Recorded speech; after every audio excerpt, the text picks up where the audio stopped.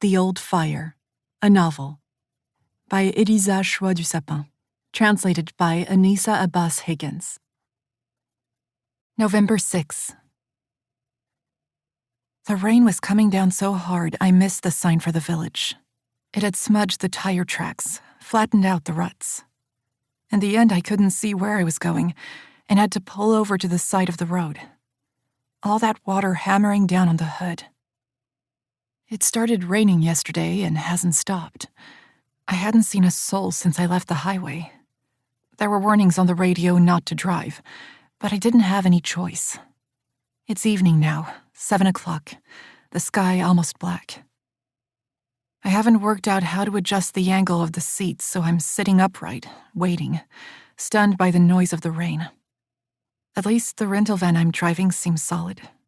It looks a bit like a road sweeper van, orange-colored. I told the rental company I wanted something practical. An hour goes by. At last, the downpour begins to ease. I turn the key in the ignition. The sat-nav leads me deeper into the forest. Before long, the canopy is so dense that neither rain nor light can penetrate. I switch the headlights to full beam. It's hard to steer. I drive slowly for several kilometers, guessing at the position of the road beneath the undergrowth. Eventually, I emerge at the foot of a steep slope. Above me, the familiar sight of the gates at the top of the slope comes into view. I put the van into first gear and gun the engine, just as my father used to do. I've never done this before.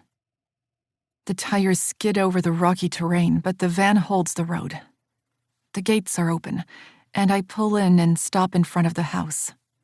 I turn off the ignition. The security lighting comes on. A rabbit scampers into the undergrowth. The building looks tired, the ivy-covered roof sagging above the brickwork, like a weary giant gasping for breath. There's a car parked under the hazelnut tree. Bracken forces its way between the cracks in the front steps. Through the window, I can see a light inside. I press one eye to the peephole in the front door and immediately pull away. I wasn't expecting to see my sister's face, fish-eyed, her forehead enlarged, eyebrows spread, her features magnified by the lens. My father installed it the wrong way round, deliberately, he claimed. We had nothing to hide, he said. No reason to be afraid. We had inner riches, and the whole world should know that this was the home of the most beautiful people. Hi, I say, as Vera opens the door. I sound like I'm shouting. Vera grins in response, her smile too wide for her mouth. She takes my suitcase from my hand, puts it down by the stairs in the kitchen. It's all so familiar. The stone floor, the wooden furniture, the bathroom door almost hidden by the fireplace. The chimney is stopped up, the fireplace filled with books. That's new. A birdcage hangs above the table where the light fixture used to be, slabs of cheese visible through the bars. Vera points at the stairs, then indicates that she's working at the kitchen counter. I should get settled in while she puts the final touches to the meal. She seems very organized. She used to be so chaotic. I say something complimentary. She types on her phone, shows me the screen. To make you feel welcome. I reply curtly that we're sisters. It's my home too. We don't need to stand on ceremony. She lights the gas hurriedly. Especially since we're not keeping any of this stuff, I say, unable to stop myself. My socks make a swishing sound on the stairs. I tread carefully, not wanting to slip. The door to our parents' bedroom is open. I stand on the threshold, feeling the draft from the poorly sealed French doors. Dark wood flooring. The double bed in the center of the room. The mattress bare, stripped of sheets and blankets. I still don't understand how my parents managed to sleep without a wall behind their heads. I close the door, feeling vaguely relieved. I'm not sure what had been worrying me the most, the thought of sleeping in their bed or the prospect of sharing our old room with my sister. We're We're not children anymore. Her sickly sweet perfume irritates my throat. She's kept our bunk beds. The sight of them makes me feel sad.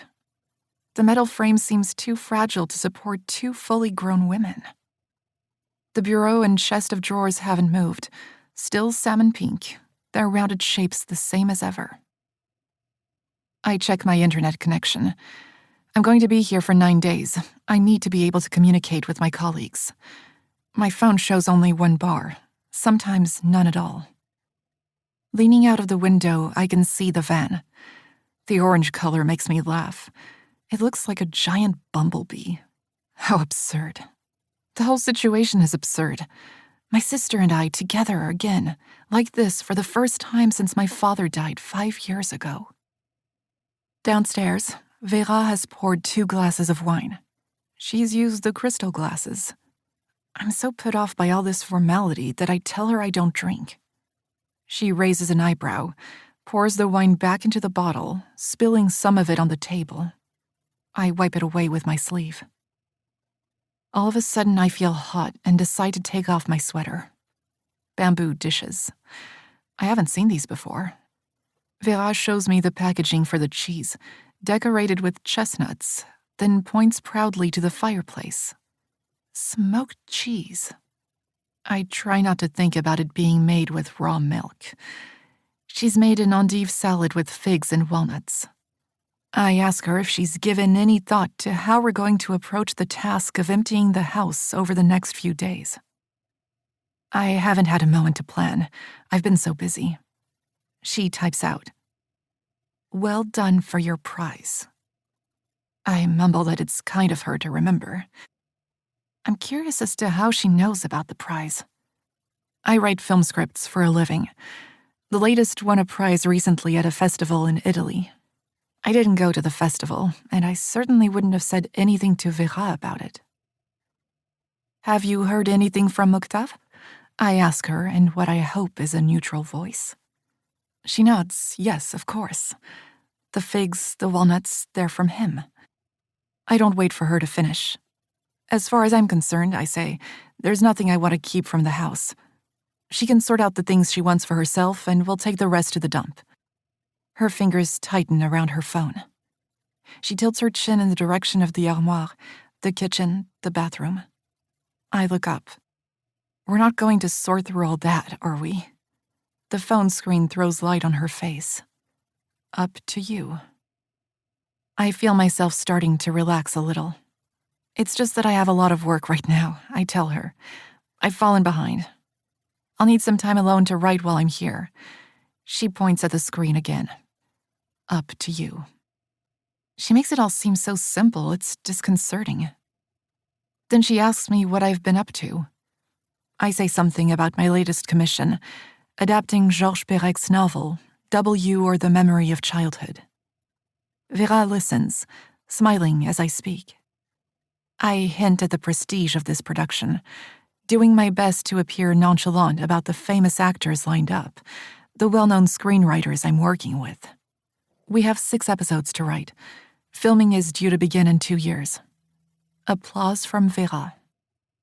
It's not an easy work to adapt, I add, and I'm only involved in the dialogue. I start to say something about Perec. She nods vigorously, yes, she knows. She's read Avoid. You read things like that? She makes a face that means, yes, of course she does. I don't know, my father... Silence. Papa, I mean, he didn't say. Still smiling, Vera serves me the last of the figs. I was 15 when I left for the US. Vera was 12. I went there for high school and lived with a host family. Vera had stopped speaking long before I left.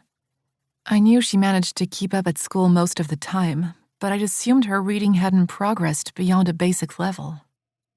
I certainly didn't think she'd be up to reading Perec. What about you? How are things with you? I say, realizing that I haven't asked her about herself once since I arrived. The last time we communicated was a year ago, when she moved to Périgueux. She'd been living in this house, our childhood home, with my father, and stayed on after he passed away. Last year, she found a furnished studio flat, and I'd been giving her advice at long distance. She tells me she didn't take anything from the house. She didn't want to take things without my approval.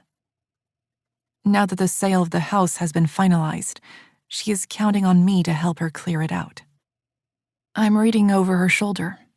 She gestures annoyance, tells me not to rush her. I apologize, help myself to some more salad. Our house used to be part of the estate of neighboring Château Le Pigeon Froid, owned by Octave's family. But the boundaries have been redrawn. The house is in need of updating. To conform to modern safety standards, we'd have to redo the roof and modernize the central heating and electrical installation. We don't have the money to do any of this, and we've accepted an offer from a company that wants to knock down the house and set up a campsite. Octave is hoping to salvage some of the stone from the house and use it for the restoration of the Château's pigeonnier, the tower where the pigeons used to be housed. Vera waves her phone at me. She was bored with her job working in a shop, she says. Now she's doing a course in flower stabilization. Stabilization? I create flowers that never fade, with the help of chemistry. I give her a look that says I'm interested. And is it successful? It depends on the flowers. I mean commercially, do they sell? She shrugs. People can't be bothered anymore. We clear away the dishes in silence. Well, I say flatly, it's November, not the best time of year for flowers. Vera goes straight to bed. I linger downstairs in the lounge. Darkness is encroaching. The floor lamps cast dim halos. I feel ill at ease in their warm glow. No curtains on the windows. I see myself reflected in the glass, seated on the sofa, framed by darkness, the fridge purring in the background, the smell of cheese. Vera has put it back in its birdcage. I feel oppressed by it all. The blocked-up fireplace, the walls festooned with prints of Van Gogh's sunflowers. My father collected posters from theater productions and art exhibitions. He had no particular interest in the artists, and he never went to see the plays. It was the images he loved. He chose them for their bright colors and pinned the posters up all over the house. I feel exhausted just thinking about the task of clearing out all this mess. If we set fire to the books, there'd be nothing left, except the stones the house is made of. They're the only things we need to preserve anyway. How much simpler that would be. I put off sorting through my emails until tomorrow and spend the evening poring over my text messages, feeling increasingly anxious as I scroll through and find none from Irvin. It's almost evening in New York, plenty of time for him to have messaged me. I'm tempted to wait until I hear from him first, then decide that would be childish. I let him know I've arrived, say goodnight to him. I pause, hesitate for a moment, then tell him I miss him. The bathroom is as I remember it, cavern-like with bare stone walls and floor. Vera has left a towel for me, neatly folded on the worm-eaten chest of drawers. Even though I know the wood's been treated, I've always found this chest of drawers repellent. She's left her jewelry here. Handcrafted bits and bobs, feathers, shells. I open one of the drawers. It's stuffed with amber, necklaces, brooches. Pushing the wet bath mat aside with my foot, I step into the shower and watch Vera's hair being sucked down the drain, hoping it won't cause a blockage. I stand for a long time under the stream of scalding water. My hair is brittle, crinkled from where the elastic tie was. My hormone levels have been all over the place. I don't know when my period will start again. I turn around to face the stone wall, still instinctively looking for something to lean against and trying not to look down at my belly. Irvin claimed he didn't notice it swelling. He says it was all in my head. I know he's only trying to reassure me. I can't blame him. He didn't have to watch his insides being emptied out down his legs, turning the water red and disappearing down the pipes. He knows nothing of my body. The harder I try not to make a sound, the more the stairs creak. The bedroom is lit by the greenish glow from our 2 phones charging. Vera is under the covers, only her head visible, her hands cupped on her chest. Her clothes are rolled up on the chest of drawers. The ladder to the top bunk squeaks. The sheets make a rustling sound. I fall asleep instantly, bathed in the smell of fresh laundry. November 7. I'm sorting things into categories. Items to be thrown out, those to be given away. I can't help smiling as I realize I'm following the advice of decluttering influencers. A cold light filters in through the windows. Spiders are clustered in corners and all around the stove. They don't seem to have spun any webs. I find dead ones in pots and pans and dispose of them. I've decided to start in the kitchen. Somehow it has fewer associations than other rooms. Anything that's past its sell-by date goes straight into a trash bag. Mustard, tomato concentrate, a jar with a lump of something white, duck fat, a whole shelf of cheeses. The fridge shudders as I launch my attack. The freezer compartment needs defrosting. The plastic has cracks in it. Vera's only been coming back here once a month since she moved out. Potatoes in the vegetable drawer have sprouted. The smell from the cheese makes me feel nauseous. I work quickly. Moldy jam, almost empty packets of butter, bunches of wilted herbs. Vera is busy in our bedroom. Her presence in the house unsettles me. I listen for sounds from her. She came downstairs a little while ago to make herself some coffee just as I was sniffing a jar of stewed fruit. She asked me if I wanted some. I didn't know if she meant coffee or stewed fruit, and dumped the jar of fruit into the trash can, like a rabbit caught in the headlights, throwing itself under the car. Vera's making progress too. I'm worried we're going to end up having too much time on our hands. What will I do with her for another 7 days? I make a conscious effort to work more slowly. The kitchen is a mess. It looks more like the Vera I remember. I prefer that to the way the living room was when I arrived, all neat and tidy. Oil has leaked all over the counter. I clean up the pools of fat and lumps of grease. As I'm wiping the cloth over the bottom of a cupboard, I feel a loose panel. It comes away easily when I press harder. Behind the panel, there's a space the size of a vegetable crate cut into the stone wall. It's full of bottles of strong spirits, packets of sugar. I call Vera. She wasn't aware of this alcove either. Does she think perhaps our father was... She shakes her head. Probably not. I agree. I never saw him drinking either. And Maman? Vera looks thoughtful. I pick up one of the bottles. Quince liqueur. When I go to put it in the trash, she stops me, mimes us drinking it from the bottle. I shake my head, but put it back and close the secret hiding place. I turn my attention to the sink, globs of jam floating in brackish water.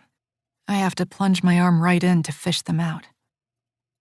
Vera seems impressed by my system of organizing. She looks at me, tugs at her sweater, and points to the stairs. She wants me to go up and sort through my clothes. I'm giving them all away. She insists. I'm conscious of her watching me as I climb the stairs. I can feel the weight of her gaze. It makes even the most trivial gestures seem significant. My side of the chest of drawers is the same as it was before I left for the US, minus 1 or 2 sweaters. I decide to try on a pair of jeans anyway, just for fun. My father had mended a hole in them by sticking on a patch with a flowery motif. He did it with a pan of boiling water. The jeans are loose on me. I must be thinner than I used to be. I'm surprised. I've put on weight these past few months. Irvin likes it, which I find both comforting and worrying. I put the jeans in a bag along with the flannel trousers I never wore. Cotton pajamas, t-shirts, woolen sweaters. I rummage around, feeling more and more that I'm looking for something. Where are my skating outfits? I ask Vera as I come down the stairs carrying several bags. She hesitates, gestures vaguely with her hand. You threw them out? She shrugs as she walks back upstairs. Apparently, I told her to do what she wanted with them. There's a saucepan left out on the stove. Spiders teeter along the handle and scuttle away to hide under the furniture. In the afternoon, we go out. To get to the woodland paths, you have to walk through the vegetable patch. The raspberry bush is still doubled over after last night's downpour. The carrot tops and radish leaves, too. Vera is pleased. We'll have plenty to eat. And pasta, I say. Vera taps her fingers on her belly. She's trying to cut down on gluten. I glance at her flat stomach. I can see she still exercises regularly. All these fads, I say. I'm so fed up with them. When you live in New York, it's one thing after another. Organic hemp milk, avocado toast, seeds. Vera nods slowly in agreement. The path runs alongside the stream. The ground is red and orange, covered with fallen leaves after the storm. Most of the trees are white oaks. I scoot along in my old boots, crushing slugs underfoot. My father always insisted on buying me boots a size too big. He was convinced my feet were still growing. I've ended up wearing a size smaller than I did then, probably from years of squeezing my feet into high heels. The vegetation grows denser. We have to duck our heads as we walk. Vera clears the brambles using her pruning shears and a stick. Her cheeks flush a dark red. She has rosacea. I try not to think about how unattractive it is. I can barely see her among the trees. She's camouflaged by the brown patchwork jacket she's wearing. I'm annoyed about my skating things. I don't remember giving her permission to get rid of them. Not that I'd have ever worn them again. I don't know how I did it, pushing my body to the limit out on the ice like that for so many hours each week, ankles straining to balance on the blades, tendons inflamed, music blasting from speakers. During the winter, we trained in a temporary structure erected on an industrial estate on the outskirts of Périgueux. The rest of the year, we did artistic and rhythmic gymnastics to maintain our fitness. I started quite late, when I was 8. My dream was to make it into the club in Limoges, or one of the other cities farther north. I used to catch the first bus at 6 a.m. to go and practice alone on the ice before school. The group sessions were in the evening. After practice, I'd wait for the bus in front of the cathedral. I would go inside the cathedral and do my homework by candlelight. There were usually plenty of votive candles already burning, but sometimes I'd light them myself. You were supposed to put money in the box, but I never did.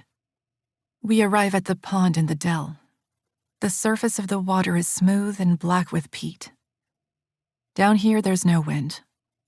A figure of a woman carved in stone crouches on one of the rocks in an outcropping near the bank, her face turned toward the water.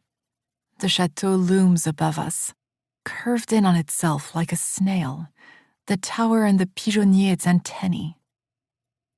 We take the shortcut through the limestone rock, along the Clouseau, natural galleries that were supposedly once used as shelters. The path is quite steep in places. Vera hops and skips to avoid the mud. I'm amazed at her level of energy. I don't talk. I don't want her to notice that I'm out of breath. The hedges beyond the gate need trimming. The kitchen garden is overgrown. Through the open stable doors, I can see stalls, a car, 2 donkeys, one with strangely cropped ears.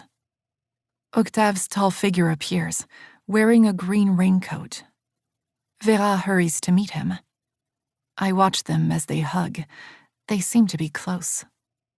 I hang back, taking in Octave's height. He's 35, 5 years older than I am. He's always been tall, but now he seems immense, out of reach. Vera looks so tiny in his arms. He turns to me and says, The American, finally. Without waiting for me to respond, he starts leading us toward the recently renovated tower. On the way, we walk past the pigeonnier. I've never seen it like this before, surrounded by scaffolding and draped in white, disjointed, recovering from injury. A damp draft blows from the stairwell. Octave warns us to take care. The walls are thick and the steps are surprisingly narrow.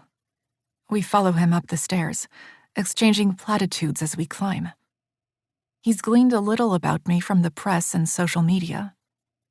He tells me he's still working with the University of Limoges as an environmental archaeologist. I have no idea what that involves. It's basically studying the way human societies interact with their environment, he says. We look at the historical impact of humans on the environment, the way various living things have responded, plants and animals as well as humans. He stops and turns to us before adding, "What we're actually trying to do, of course, is work out what's going on right now." The second floor of the tower is used for storing fishing gear. Vera inspects the jars of dried worms, tests the weight of the rods, runs her finger over the blade of an axe that must date from the Middle Ages. I go on up to the third floor, Octave following behind me. High ceiling, disused fireplace, pumpkins lined up along one wall. A plastic bat has fallen from a wire hanging from one of the beams. Octave makes a face, says his daughter wanted to have a party for Halloween. He hasn't had a chance to clear up. He tried to make a 4-poster bed. I look down at the mattress sitting on top of pallets, a fishing rod planted at each of its corners. I try and imagine him as a father. I ask how old his kid is, doing my best to sound offhand. She's 5. Is she here with you? She's at her mother's for the holidays. He scrapes his hand over his face as if he's trying to erase something. Looking down at my feet, I catch a glimpse of Vera still peering at the jars on the floor below. I can see her through the gaps between the floorboards. I walk over to the window. The glass is cracked, the pond and the statue just visible. "I've ordered stained glass windows," Octave says. I make a joke about the name of the chateau, Le Pigeon Froid, the cold pigeon. He smiles gently. "I know, it's not very appealing." Vera comes up to join us and we resume our climb. Octave wants to show me the renovations to the battlements. Outside, we look down through the gaps in the parapet from a dizzying height. The tower dates back to the 12th century. It's one of the most ancient structures in the region. Octave starts explaining about the machicolations, how they were used for defense. I can't help feeling irritated. The explanation is for my benefit. Vera already knows all this. I do too. He ought to realize that. He used to come to our house often enough to borrow books from my father. I kneel down, feeling dizzy. Cold sunlight on the burnished countryside. The village set out below, buildings scattered like ruins marked out in an archaeological site. Octave says the population has shrunk to the lowest number ever, 33, including the smallholders and the artisans who work at the Hermès plant and the knife factory in Nontron. The school has closed down, but the fromagerie is still there, supplying cheese to gourmet restaurants as far away as Sarlat and Rocamadour. There's a clear view of the pigeonnier across the courtyard. Looking at it from here, you wouldn't know there had ever been a fire there. It happened 100 years ago. No one knows how it started. My father had plenty of theories. He was always talking about it. I never went inside. The door was always jammed shut. I still think about the birds trapped in there, unable to fly out. I imagine macabre scenarios. Are there skeletons in there still? Is the floor carpeted with the incinerated remains of the birds that perished? In the gathering darkness of late afternoon, the pond has melted away. Only the statue is visible, her neck twisted by a trick of perspective. No longer gazing at the water, She seems to be trying to catch our eye. Vera brushes my sleeve lightly to let me know she wants us to leave. On the way back, as we pass the stable, I look more closely at the donkey with cropped ears and realize it's a llama. In the evening, I go up to the bedroom before Vera and do some work in bed. My emails have been mounting up. The internet connection keeps dropping out. There are 6 of us working on the screenplay. I haven't met any of the others in person. When we first embarked on the project, I suggested we get together for a meal and a work session. Everyone agreed it was a great idea. 6 months later, I'd still had no response to my suggested dates and had to accept that we'd be doing all our communicating online. The novel we're adapting is structured in 2 alternating parts. One is an autobiographical account of Perec's memories of his childhood during the Second World War. The other describes a fictional island dedicated entirely to sport, which gradually emerges as a metaphor for the concentration camp in which his parents perished. I read over the ideas I drafted before leaving New York. They seem less interesting now. Moonlight filters through the window, streaking the ceiling. I savor the silence. I still haven't adjusted to the sirens in New York. A spider twitches above my head. I could reach out and touch it. I never see any in New York. I watch it carefully in case it decides to weave its web right next to my face. The spiders are the reason Vera has the bottom bunk. When we were growing up, we used to get into bed together more and more frequently as tension mounted between our parents. "Don't worry, Vera," I'd say over and over again, cradling her in my arms. "Everything will be all right, you'll see." I was never really sure which of us I was trying to reassure, Vera or myself. I find it hard to remember that we were inseparable once upon a time. We were both timid, both fearful of social interactions. We didn't squabble. We were bound together by our shared language of silence and cries. I can't really remember how her silence began. Vera was 6. We were eating, my father, Vera, and I. My father asked her a question, and she didn't reply. We thought it must be a tantrum of sorts. My mother wasn't there. She was working. My father grew impatient. Vera started breathing hard, her face contorted. Strange sounds came out of her mouth, somewhere between groaning and gurgling, choking. She never uttered another word after that. I don't know what it feels like to her, but I do know that since I had the epidural, I've understood how frightening it can be to have the impression you can't breathe. You think you're dying. You start to black out. Vera never complained of any physical or emotional trauma. The doctors said the most likely cause was a ruptured aneurysm, rare as that is in children. The speech therapists explained the situation to us, making it clear that aphasia can take many forms. Every case is different. Some individuals can understand the written word, but are unable to speak coherently. Others confuse words, saying things like ballot instead of rabbit, or they fail to realize that what they are saying makes no sense at all. I'm cold, for example, when they mean I love you. For the family, the advice is always the same. Be patient, ask simple questions that can be answered with a nod or a shake of the head, speak slowly, don't finish sentences for the person suffering from aphasia, and don't correct their mistakes. But what about with a child? Where do you draw the line between a disability and a normal process of learning? My father asked if there could be a psychological cause. Probably not. I think this uncertainty was the most painful aspect of it for me.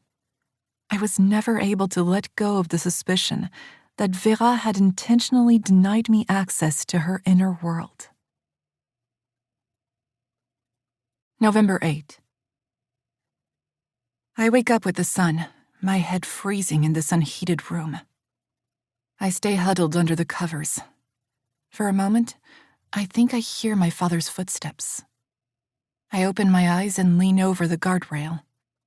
Vera's not in her bed. Her blankets are rumpled. With a start, I notice the time, 11 o'clock.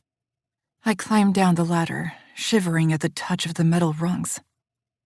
Downstairs, on the table, I find a clean plate, a jar of honey, and some sourdough bread wrapped in a cloth. Vera's shoes are no longer by the door. I burn my index finger trying to light the gas. I'm out of the habit of doing this. I run my finger under cold water for several minutes. The cheese smell in the room is getting stronger. I go back upstairs to the bedroom and close the door. I wish Vera had warned me that she'd be out.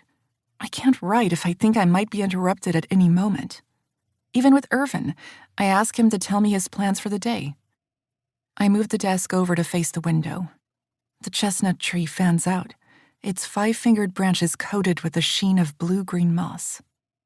The tree is bare except for the occasional solitary green leaf clinging to the tip of a branch. I wonder about the color of these leaves. Is the tree putting on new growth, or are they the most resilient of the old leaves? We're working on episode 4. A key event occurs. The athlete at the center of the plot has just won a race, not realizing that this means certain death. The challenge for us is to generate emotions without pathos. I'm writing in English. The French version will be subtitled by professional translators. I give up on typing. My burned finger is bothering me. I decide to watch an interview with Perec instead. He's talking about his writing process, looking off to the side, smiling. He comes across as uncomplicated. The interviewer asks him to list 25 things he'd like to do before he dies. Perec doesn't know at this point that within 3 months he will be dead. I pause the video. He's just said he thinks he lacks imagination. He has to search for inspiration. I scribble a few words half-heartedly, make myself some more coffee. Later, I put on a coat and go outside. Sitting down on a rock against the wall, I munch on some nuts and cheese. The sun is high in the sky. I turn my face upward to warm it in the sunlight. Near the door, a line of ants stretches along the wall to a small gap near the chimney. They're carrying seeds. I stare at them as I eat, fascinated, wondering how to get rid of them. After a while, I go back inside and wash the dishes left in the sink. Then I settle down to work at the table in the living room and wait for Vera to come home. Halfway through the afternoon, I decide to message her. Dear Vera. Too formal. Hi, Vera. Vera. I put my phone down. Some scriptwriter, I think to myself.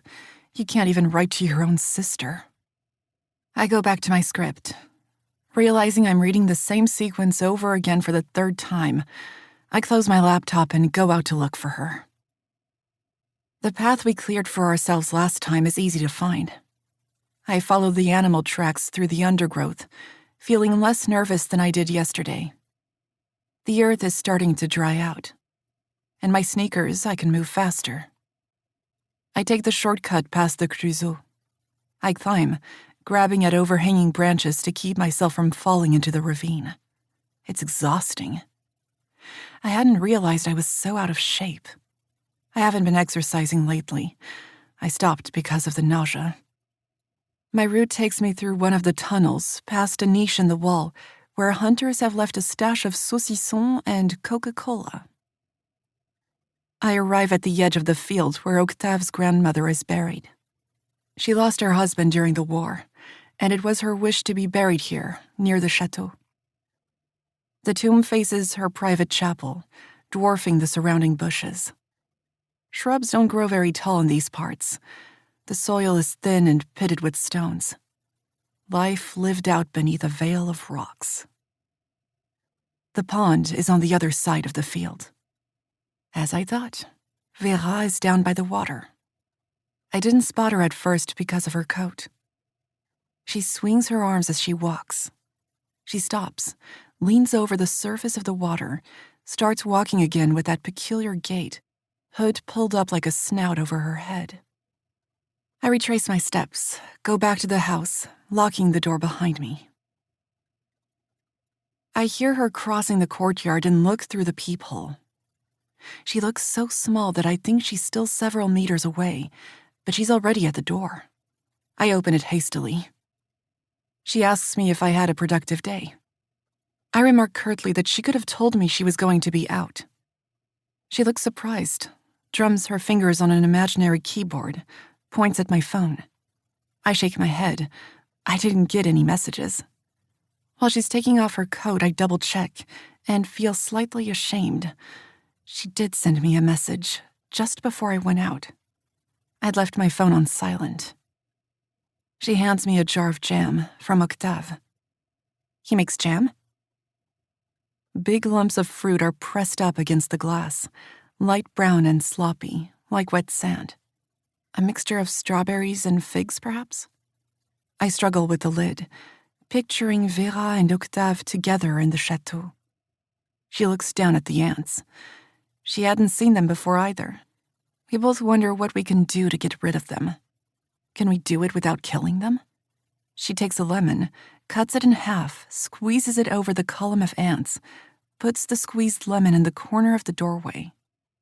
I ask her where she learned to do that. She pulls herself upright and shows me her phone.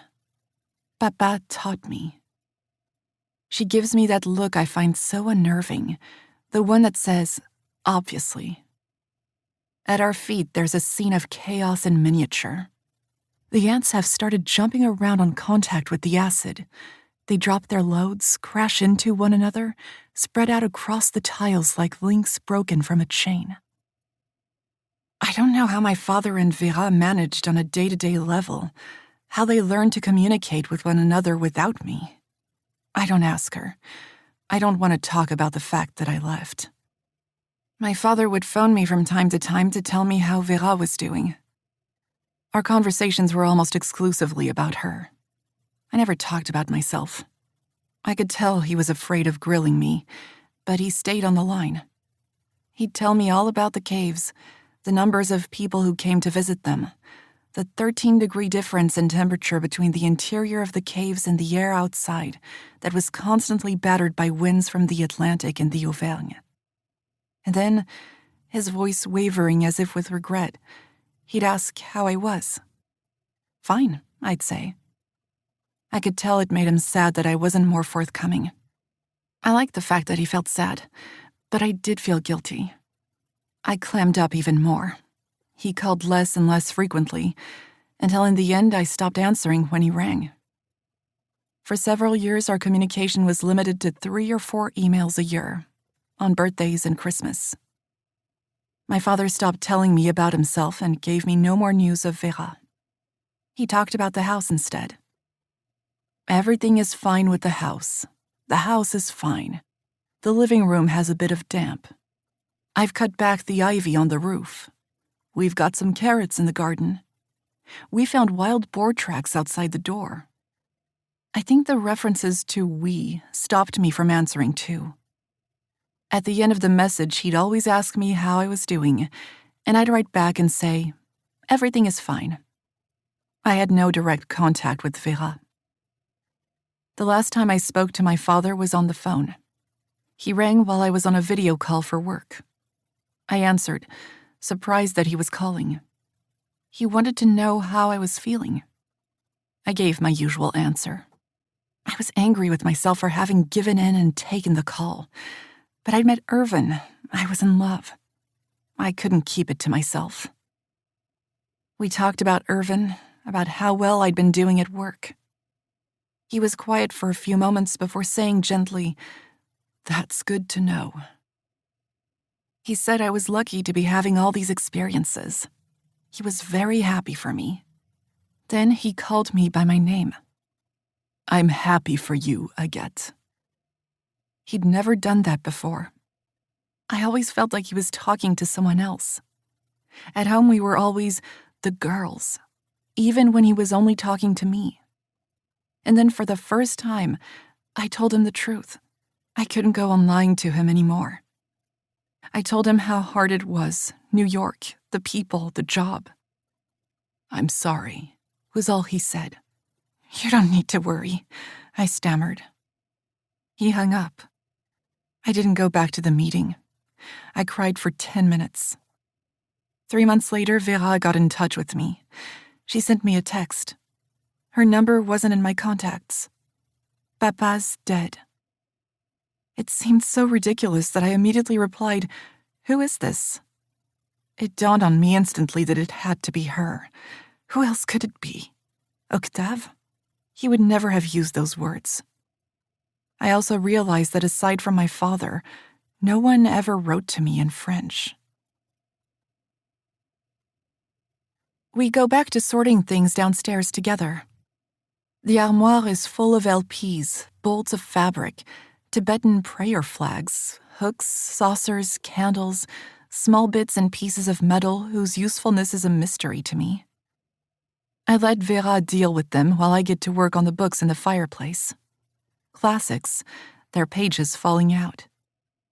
I waste time flipping through them. Books about the caves, science fiction, Jules Verne, Georges Simenon's The Cat, cloth-bound, the cover devoid of lettering. I run my fingers lightly over it. Maps of the area, children's books. I place them in a pile beside me, then realize that all I'm doing is moving them from one place to another. We could listen to music to fill our silences. I don't suggest it. I don't listen to much music, and never for pleasure. I sometimes have it playing softly through headphones when I'm writing. I find it tiring, but it forces me to concentrate. I'm left feeling exhausted, but with the sensation of having accomplished something. In the boxes beside the fireplace, I find bric-a-brac from Eastern Europe, Russian dolls and glassware that my mother collected. She was the main earner in our family. My father supplemented our income with the money he earned during the tourist season, working as a guide in the caves. He'd used up his inheritance on renovating this house. It took up all his free time, too. I was 9 when she left. For the first few years, we saw her once a year in the period between Christmas and New Year. She would come back from London for several days and stay in a hotel. The one time that Vera and I went to see her, we shared a single bed in her new partner's children's room. They were the same age as we were. I was already speaking for Vera by then. His family got our names wrong every time for a whole week. We refused to go back there again. She was pregnant at my father's funeral. Time has made it easier to remember my mother. She is preserved in amber. Even when she was with us, she was absent. She used to work in the bedroom, on the bed, surrounded by hot water bottles that my father would refill for her. We weren't allowed to disturb her. Whenever she came down to make herself some tea, she'd brush her fingers distractedly through my hair. Some part of her was reaching for elsewhere. She moved haltingly, as if there was a delay between thought and movement. I can see my father placing his hand lightly on her hip when they passed one another. Whenever they argued, I would always try and keep Vera occupied. They usually quarreled in their bedroom. Sometimes they'd go for days without speaking at all. Vera and I would make ourselves scarce. We weren't trying to avoid them, but on the days when they weren't speaking, if one of us happened to catch another's eye, we'd all four turn our gaze quietly inward. One day, when she came home from a work trip, my mother threw her arms around my father. He flinched. She was in tears. I can hear him saying to her that it's normal. Or not normal. That she's not normal. Looking back, I think what he meant was that she was upset. She wasn't in her normal frame of mind. I wanted to comfort her afterward. She shut herself in her bedroom. When I opened the door, she pushed me away, her hand flat against my chest. I froze. Her fingers were like ice. I heard my father calling us. "Girls?" He took me out for a walk with Vera, just as he always did. He bent down over the surface of the pond, the water inky black. It was nightfall, moonlight. We crouched down. My father took a stick and ruffled the surface of the water. "Why is the moon not reflected in this pond?" he asked. "It's shining brightly in the sky." "Because of the peat," I said, feeling proud of myself. My father smiled at me, then looked at Vera, who was staring wide-eyed. He was silent for a moment, and then, adopting his storytelling voice, he said, "There was a time when the moon was reflected in our pond, just as it is in water all over the world. One evening, transfixed by the beauty of her own image, the moon plunged into the water. The darkness thickened. The night sky was shrouded in a dense black pall.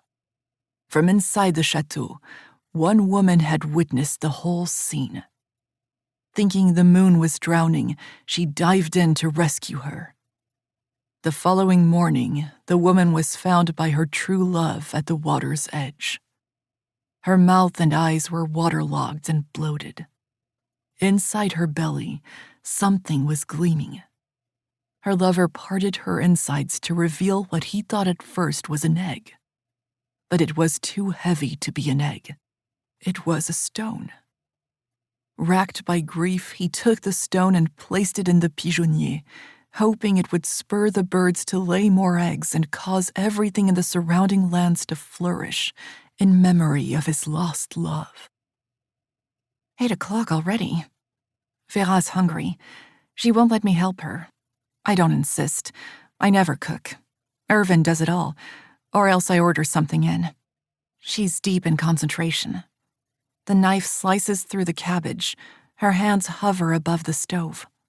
She lights the gas, sprinkles salt and pepper instinctively, opens a tube of tomato concentrate, squeezes out a spoonful, wipes the counter clean. Her fingertips are red, purple. They leave marks on everything she touches. She chuckles silently to herself as she works. I watch her intently. She's become so adept in the kitchen. It would take me an hour to do what she's just done. She moves confidently, making full use of the space, not bumping into anything. Her stance is firm, every gesture preceded by a glance. First the eyes, then an inclination of the head, then hips, hands, legs, and feet. She sautéed the cabbage, now she's making pastry, stretching it by hand until it's almost transparent. I find it fascinating to watch her taking so much time to prepare a meal that will vanish in an instant. Still fully focused, she brushes the pastry with olive oil. The pastry soaks it up. She's used almost the whole bottle. I pour myself a glass of water. Since my return, she's taken to looking at me and smiling every time our paths cross, to get my attention. I pretend I haven't seen. I never know what to say. I go back to sorting through books. There's a whole pile of cookery books. I amuse myself skimming through recipes, glancing at the photographs that go with them. Old smells, sour, wobbly aspics, tripe, omelets, clear soups. An instruction manual with recipes for the Super Cocotte, the first pressure cooker from the 1950s. Pictures above the recipes of young chefs, posing proudly. Where are they now, I wonder? And their creations? Do people still use their recipes? Vera looks over my shoulder. She's intrigued by the tripe recipe, wants to try it. I don't eat tripe. Neither does she, but she's curious. On the next page, there's a recipe for blanquette de veau with mushrooms.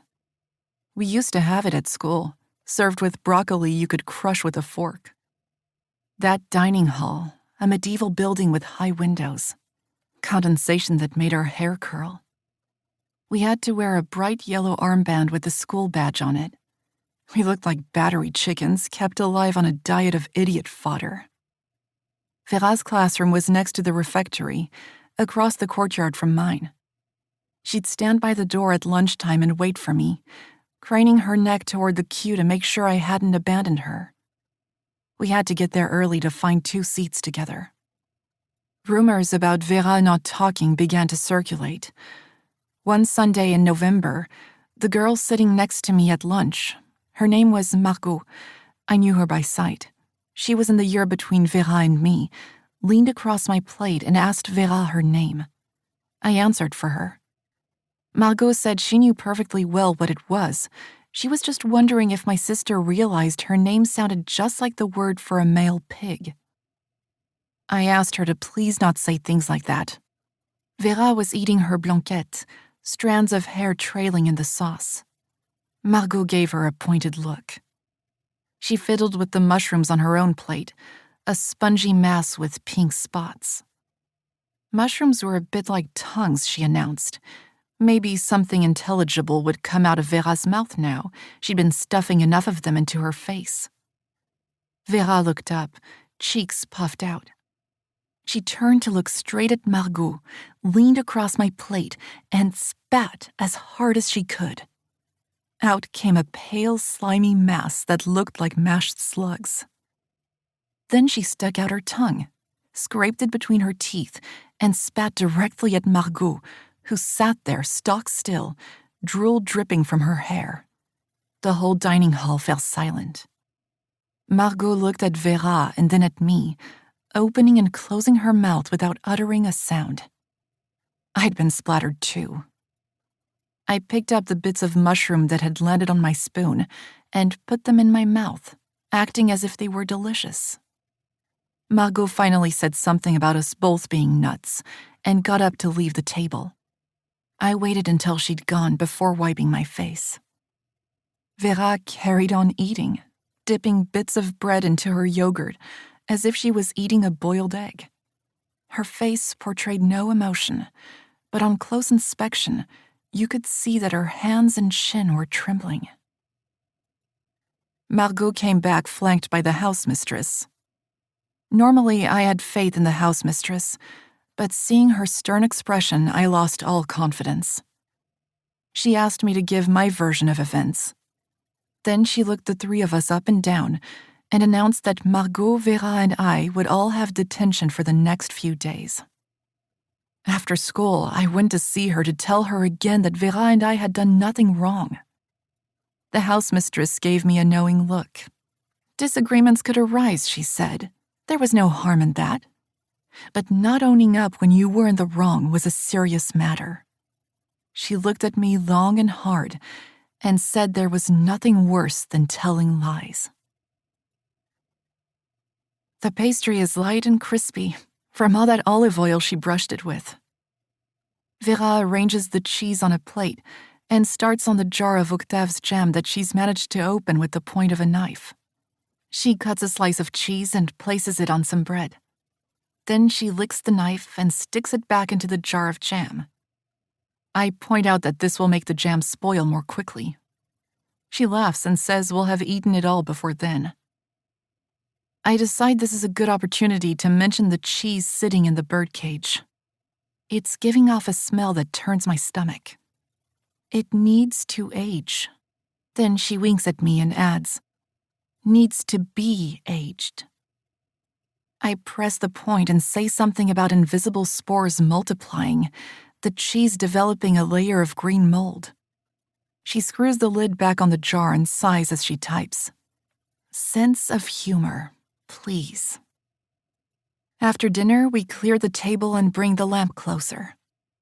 Vera spreads out a set of cutlery that our mother brought back from her travels.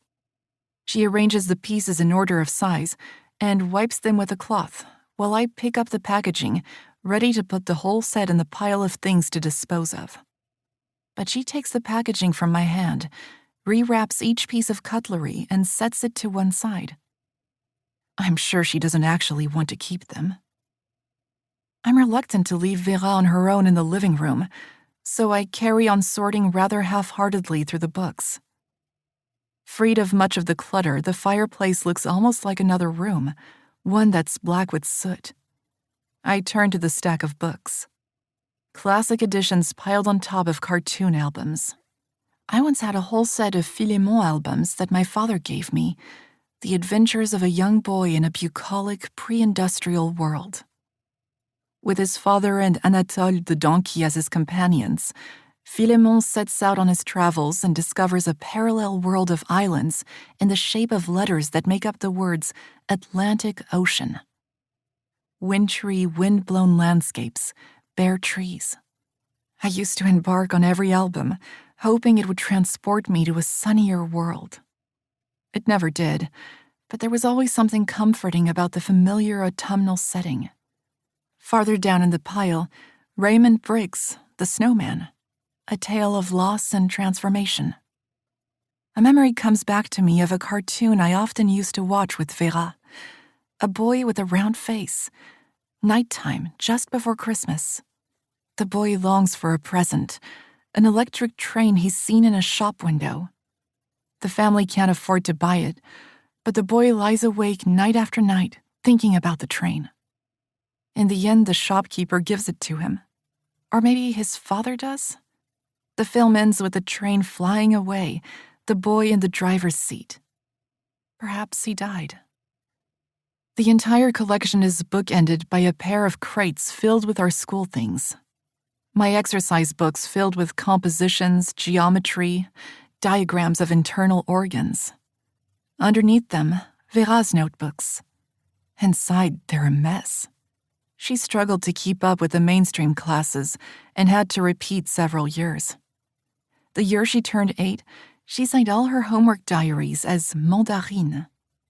I kept telling her it wasn't a real name, least of all hers, but she'd get so angry that I gave up. I remember thinking it was a prettier name than Vera anyway. Back then, the doctors were optimistic about the possibility of her learning to talk again. They encouraged us to stimulate her and not talk down to her. After my mother left, my father had to take on more work out of season. He had to travel farther, too, sometimes to places 2 hours away like the Gouffre de Padirac, the one at Promessac, or the caves at Lascaux. He'd leave before 8 in the morning and not get home until 10 o'clock at night. He used to make soup for us ahead of time, using vegetables from the garden. I ended up dumping it out in the forest because Vera only ever wanted to have pasta. I decided I'd have to get my vitamins from school meals. To make life easier, I drew up a list of different pasta sauces and asked her to indicate with a nod which ones she liked. That was how I planned our evening meals. Tortellini with gorgonzola, parmesan, mozzarella, Octave's grandmother's bolognese sauce. When my father came home, he'd go upstairs and change. We were supposed to be in bed asleep. He'd open our door slowly and place the back of his hand on our foreheads, as if to check our temperature. I'd lie awake, pretending to be asleep, until I felt his touch. Only then could I fall asleep. The day came when I was old enough to wait up. Vera would be in bed and I'd sit on the couch reading. I used to leave a place setting at the table for my father, with the best silverware. As time went by, he'd come home more and more tired. Almost imperceptibly, he started moving more slowly, taking longer each evening to come back down from the bedroom to eat. One evening, I must have been 12 or 13 at the time, he took so long I began to worry. I went upstairs. The door was open. My father was stretched out on the bed, wearing his heavy wool sweater, his feet on the floor, one hand pressed to his eyes. I drew closer. I could see the veins throbbing in his neck. He said he wasn't going to have anything to eat that evening. It seemed to me as if an alien creature had wormed its way into his body. He raised his other hand from his chest. I tried to imagine his heart beating inside that powerful frame. I can still feel his great hands taking hold of me as he said, "Don't be afraid, I'm here."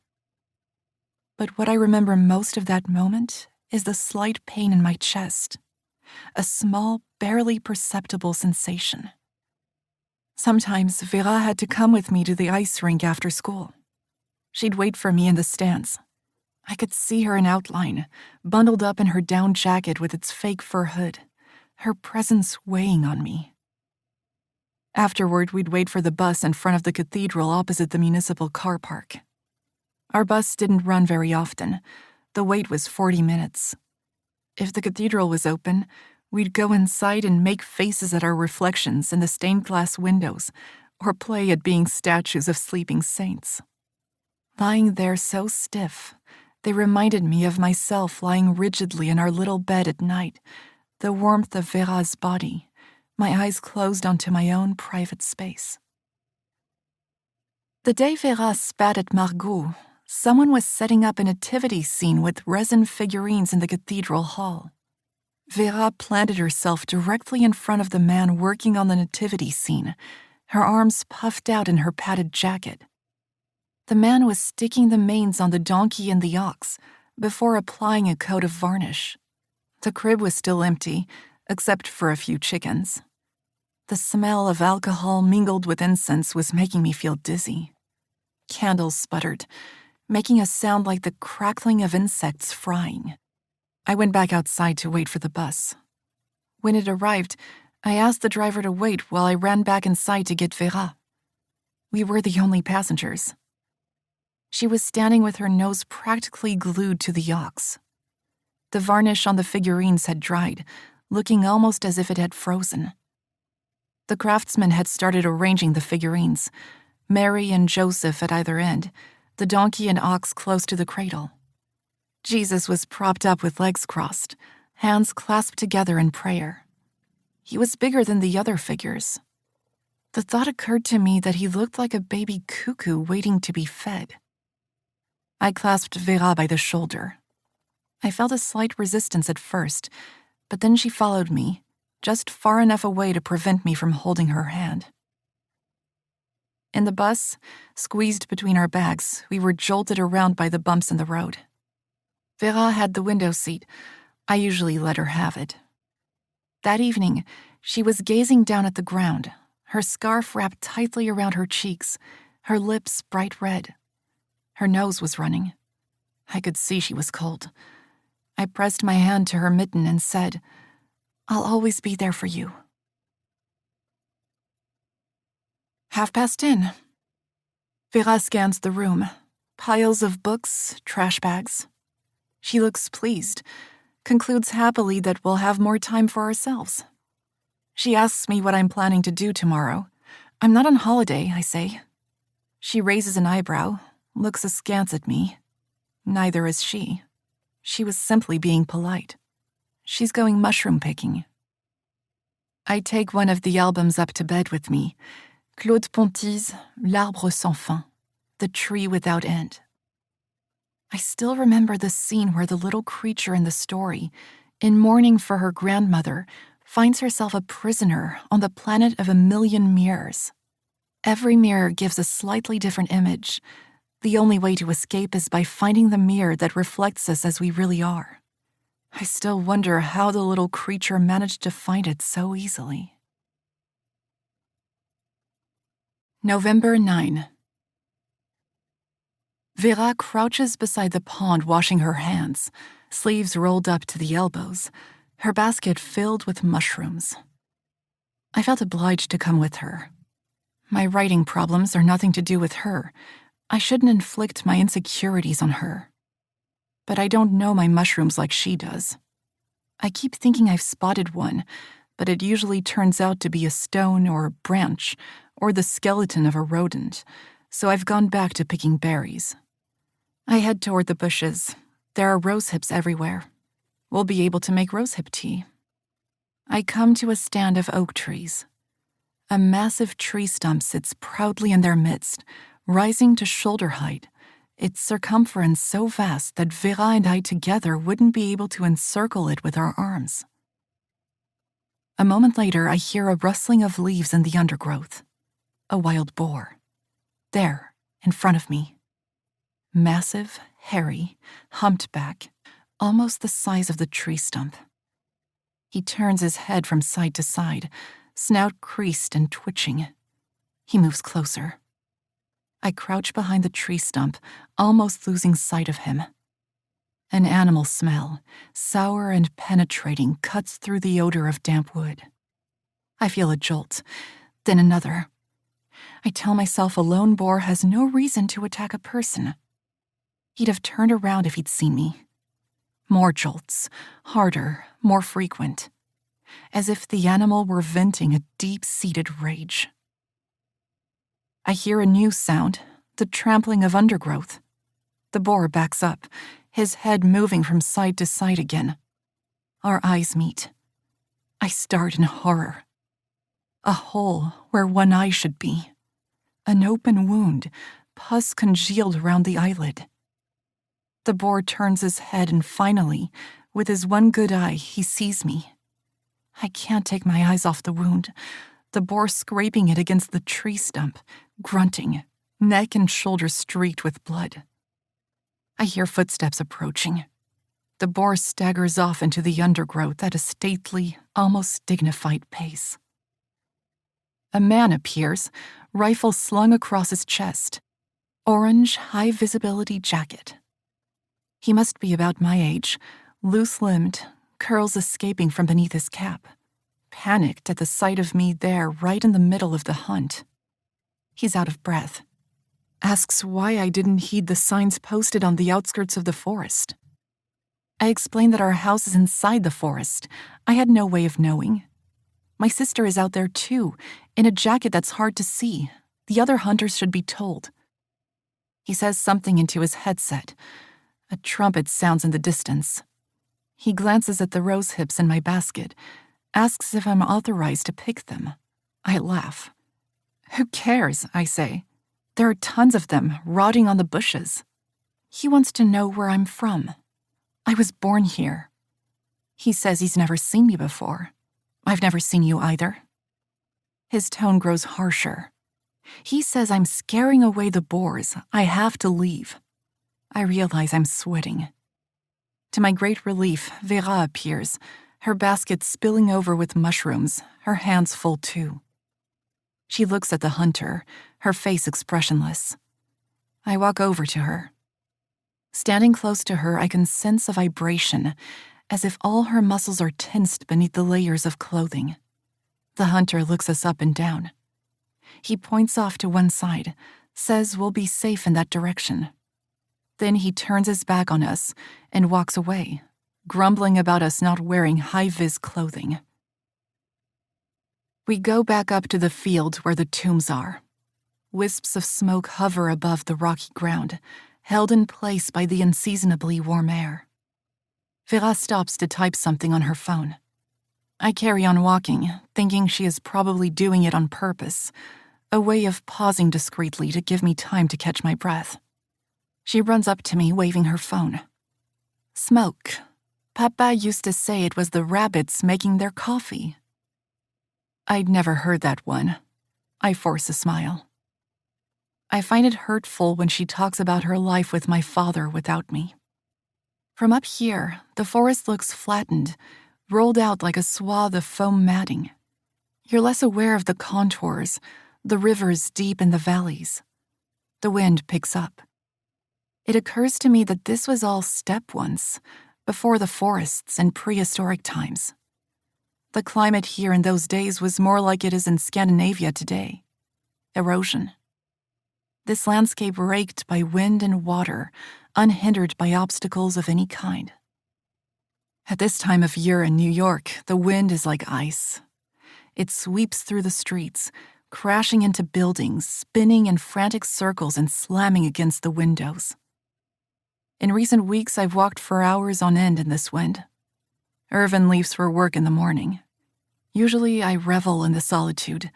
It gives me a chance to work. But I'd started to hate it. I couldn't sit at that table by the window anymore. As soon as he left, I'd go out. I didn't have a plan. I'd listen to my footsteps on the pavement, feel my blood pulsing beneath my hat, watch my breath. It kept me calm, until the moment later in the day when I'd lay my head on Irvin's chest and feel reassured by the sound of his heartbeat. He didn't share my doubts. I couldn't make him understand. Nor was I sure I wanted an abortion. Vera had just asked me to come and join her. I decided for the moment to say no to her because of the pregnancy, whatever the outcome. Girls! The sound of my father's voice echoing through the limestone tunnel, amplified by the speakers linked to his microphone. Sheepishly, we catch up with the group. Our palms are moist with spit. We're 7 and 10 years old. It's the autumn holiday. We're walking deep in the Padirac caverns, 300 meters below the surface, alongside a stream. Outside, it's raining hard. The cave entrance acts as a funnel, channeling the rain as it falls from the sky. Down here, the temperature remains constant, the humidity levels stable. The only movement of air comes from our breath. My father is talking about sedimentation, concretion, calcium deposits. He shines his flashlight, pointing out examples, his words transforming the rock formations into flowers, fur, musical instruments, the limestone columns into statues, people turned to stone drop by drop. We're under strict instructions not to touch anything. The limestone is alive. I take my father's instructions to heart. It's my job to restrain Vera. He explains how sebum in our skin prevents water from clinging to the rock and making it grow. The thought that my touch alone can kill a mineral structure thousands of years old terrifies me. I'm fascinated, too, by the idea that these shapes are formed by water, just as every cell in my body is made up of water and minerals. Vera and I are trying to make some stalagmites of our own. It was my idea. We could spit into our hands, mix our saliva together, and smear it at the base of a cave wall. Then we'd watch to see if the water in the caves would make it grow. But we can't agree on who's going to spit into whose hand, so we decide to spit on the ground. We can't stop giggling. Our father tells us to behave. He herds the group into a boat, my sister and I at the front. He rows slowly, talking about the stream becoming a river, flowing for 30 kilometers with no source of water other than the rain that seeps through from the ground above. It brings impurities that feed the rare life forms capable of surviving here. Snails, minuscule shrimps. Slowly his voice takes on a different tenor as he tells how the concretions are born from the water's jealousy of the mountains that point skyward and cause so much excitement among humans.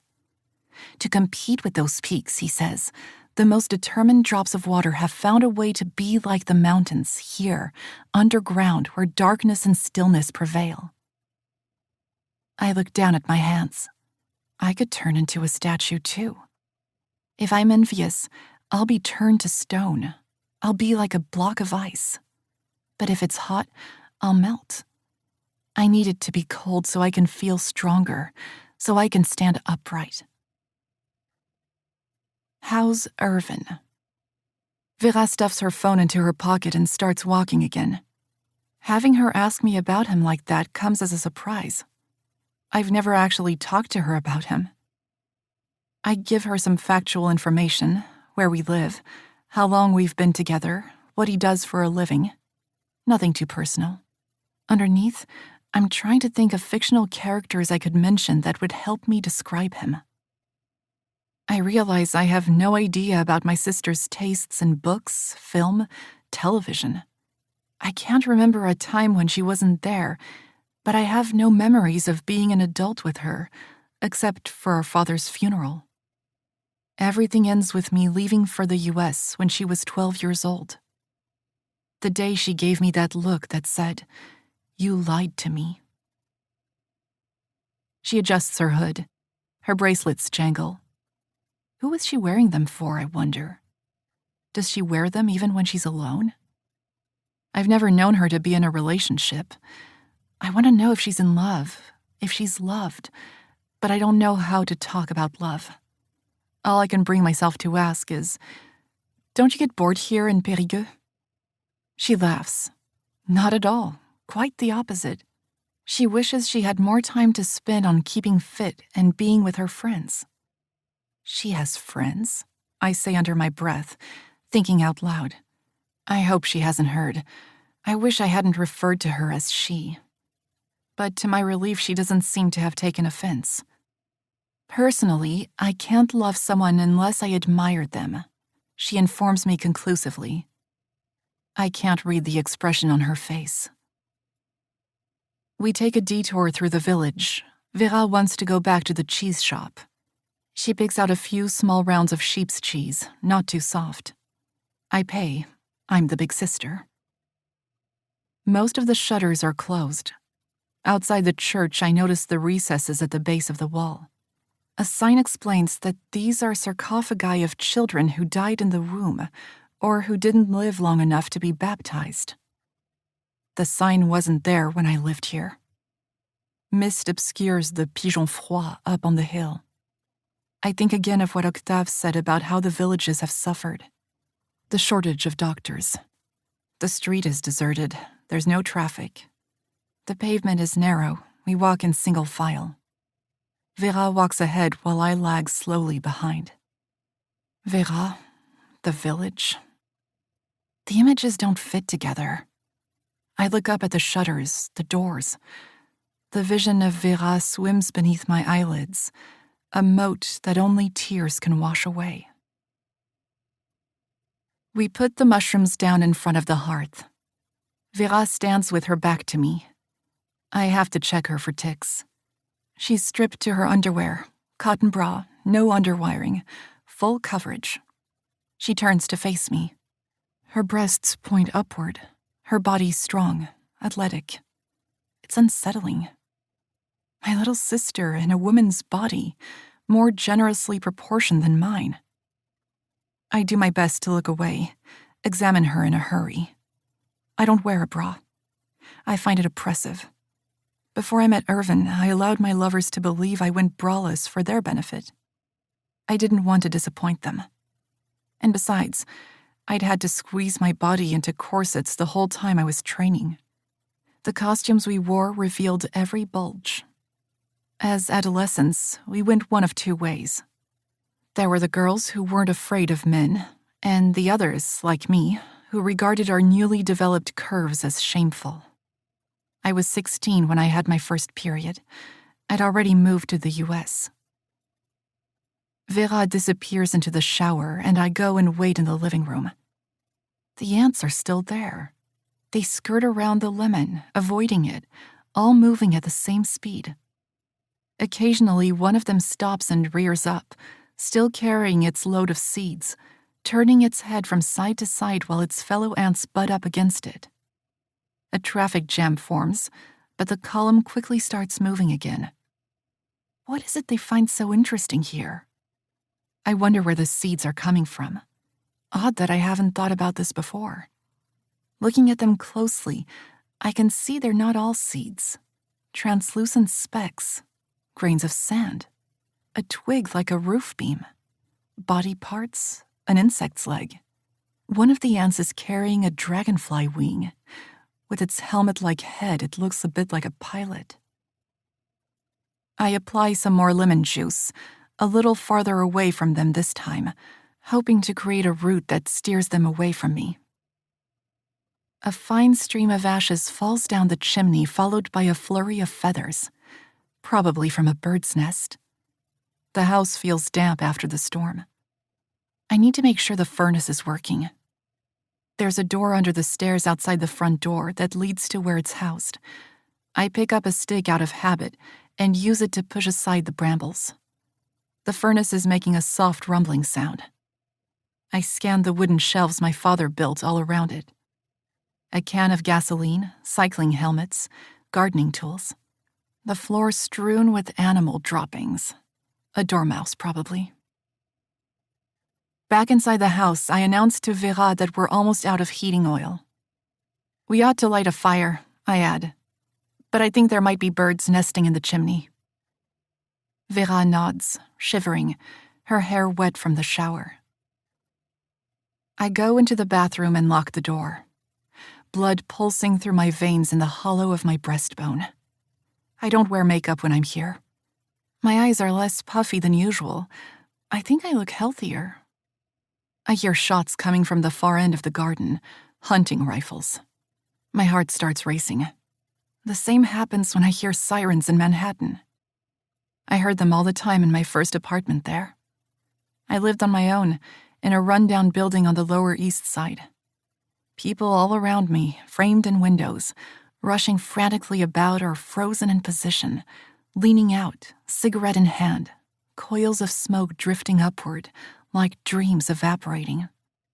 Rats running along the pipes up to the rooftops where pigeons nest, defying the spikes placed to keep them away. My closest neighbors had a picture window with no curtains. Cables and an air vent were all that separated us. I could see their bed with its cinder-gray covers. They made no effort to hide their lovemaking. Their heads were hidden against the wall, but I could see shoulders and hips moving. I was sure I could hear the rustle of sheets. I felt embarrassed, then sad. I understood later that they put themselves on display like that because in their eyes I didn't exist. After that, I regarded them with indifference. I started seeing men. I made no effort to get to know them. I dropped them without explanation. I ghosted them, became a phantom, a figment of their imagination. I grew tired of it. Then for 3 years, I saw no one and spent my time writing film scripts. I met Irvin on November 14, Pickle Day, the Jewish festival of pickled cucumbers. His consulting rooms were a few streets away. He was on a break. There was a festive atmosphere. He saw me and came over to give me a gherkin he'd just bought. He said I'd probably find it too salty. Irvin knew nothing about the film world. And from the moment I experienced the sensation of his skin against mine, all my own hard-won knowledge began to seem trivial. I talked to him about it as soon as I found out. I'd assumed my period was late because I was stressed. He turned off the burner under the pasta, walked over to me, and placed his hand lightly on my stomach. The way he did it annoyed me. I'd be magnificent with a big belly, he said. I retorted that my stomach was fat and bloated every month before my period. I couldn't stand it. He took his hand away, looked at me full on. Then he wrapped his arms around me. I buried my head in his shoulder to make it seem like I was overjoyed, and to hide my fear. I had only myself to blame. In the heat of the moment, I'd asked him to come inside me. I think some part of me wanted to be pregnant, to know what it was like. But a little voice inside kept goading me, reminding me that no one gets pregnant just for the experience. The dim lighting makes the space in the room around Vera seem smaller. She's taken down some of the posters from the wall to draw on them with my father's charcoal crayons, the ones he used in his talks explaining cave art. The sight of Vera with that wall full of holes behind her upsets me. The patches of bare brick remind me of the eerie ghost rocks I've seen in underground caves, phantom-like holes formed in thick subterranean rock by mineral dissolution. She's drawing mandalas on a poster for a 1999 production of Three Sisters at the theater in Brive. She says she wants to use up the colored pencils so they don't go to waste. And how is using them like this not wasting them? I ask her. She gives me a wide-eyed look. I press the point. She shrugs, picks up another poster, and carries on drawing. It's 2:00 in New York, I say. I have a video conference call. Vera says she doesn't mind. She never seems to mind, I think to myself, as I turn on the computer in the bedroom. Nothing bothers her. It's not human, not my sister. Feedback on Episode 4. Questions about the portrayal of the Second World War in light of the current situation in Europe. The people I'm speaking to have all blurred their background. Every time they move, their outlines wobble. One colleague reminds us that we're not making a documentary. But still, we can't sacrifice the complexity of reality to fiction. Someone says we should get back to the characters. We need to be more efficient. Time is money. I don't make much of a contribution. I'm having problems with my microphone. I jump when I hear my name. One of the producers is suggesting that as a European, like Perec, I ought to have more of a personal connection to the project. I'm not sure I understand, I say. I peer closer to the camera. I don't think she can hear me. Their voices break up. I'm bored, start browsing. My recent searches pop up. Before and after pregnancy. Video Pérec. Weather Périgord. Does he still love me? I type in, can you eat tripe? Keeping one eye on the call. People's names are displayed as they speak. Letitia's the most frequent. I've always liked the name Letitia. It's soft and sharp at the same time. I hate my name, Agathe. It makes me think of an old lady with pointy glasses. Bitter. It sounds dry. It's softer in English, but I still don't like it. Agathe sounds like I guess, irritate, annoy. I won't let Irvin say it. There was a Letitia in the skating group above mine. We'd run into each other in the changing rooms. She wasn't particularly talkative, but the other girls all fought for her attention. I'd heard about the parties she had at her parents' chateau, where there were always dozens of guests. I was amazed by the number of people she had in her circle. She had a boyfriend, too. That left us all speechless. It didn't bother me that she didn't invite me. I had Vera for company. I didn't need any more. But it was hard work communicating with my sister. I had to make most of the effort. I read something about sign language once and thought it might help. At least Vera would have a proper language. I mentioned it to my father and he took us to a talk about it. But Vera was adamantly against it. She refused to learn it. She wasn't deaf, she said. The year I turned 14, I left our training session early one day to go to the bathroom. When I came back, I found Vera on the ice with my skates on. Letitia's group was warming up. From where I was standing, Vera looked comical, like a drunken child. She was hanging on to Chloé, one of Letitia's followers. I watched her fall, dragging Chloé down with her. Everyone froze. Vera let out a wail. Raw, animal-like, her cry amplified by the domed ceiling. Chloé got back up on her feet, rather exaggeratedly, I thought, overplaying the effects of the fall. "Idiot!" she spat out. I said that Vera was sorry. Chloé said she wanted to hear Vera say it herself. "She doesn't speak," I replied. "She can shout, can't she? So she must be able to speak." Chloé was standing with me at the edge of the ice rink. Vera was crawling toward us. I held out my hand to her. Letitia skated over to Vera to help her reach me. "Why doesn't she speak?" Chloé asked. "She'd rather keep quiet than say the kind of things you do." I quipped unthinkingly, thrown off balance by the mixture of jealousy and gratitude I felt toward Letitia. Chloé looked me up and down and smiled. "You mean she's dumb? She understands everything you say." Vera was smiling too, wringing her hands, her hair straggling around her face like wilted flowers. "You understand what I'm saying?" Chloé barked at her. I hated that smile of Vera's. I wished she'd start shouting again. Chloé shot me a look of triumph. I slapped her. "Leave it," Letitia said to Chloé. "She can't help it." I led Vera toward the exit. I'd started feeling angry at Letitia now, too. She could have silenced Chloé earlier. She'd let me humiliate myself. "You should have asked me first," I said to Vera once we were on the bus. The road was getting bumpy. I kept my eyes fixed straight ahead to stop myself feeling sick as the bus rattled along. That evening, I pushed the living room furniture aside, put on a recording of Dvorak, and took hold of Vera, anchoring her back against my body. I explained to her that the trick to staying upright on ice skates is to imagine a block of ice in your abdomen. I showed her how to do it. "Extend your arm, legs straight."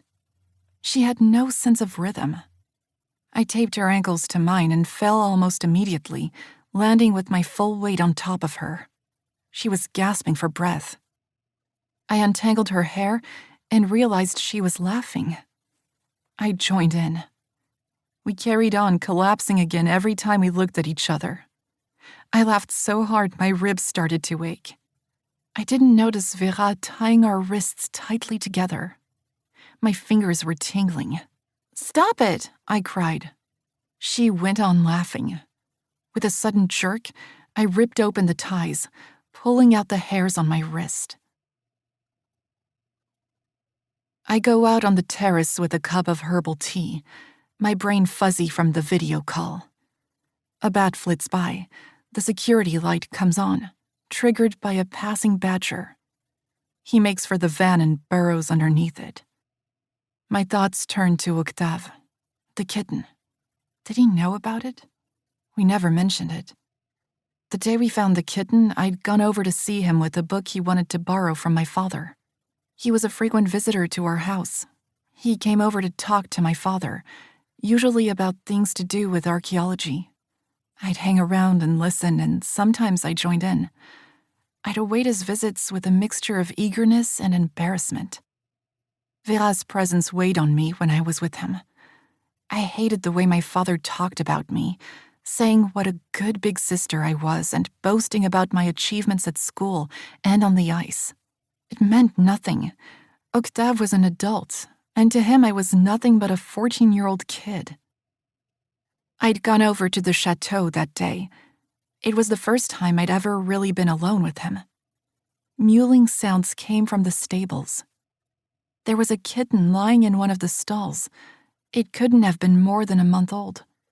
When it saw us, it started wailing even louder and tried to bury itself under the straw.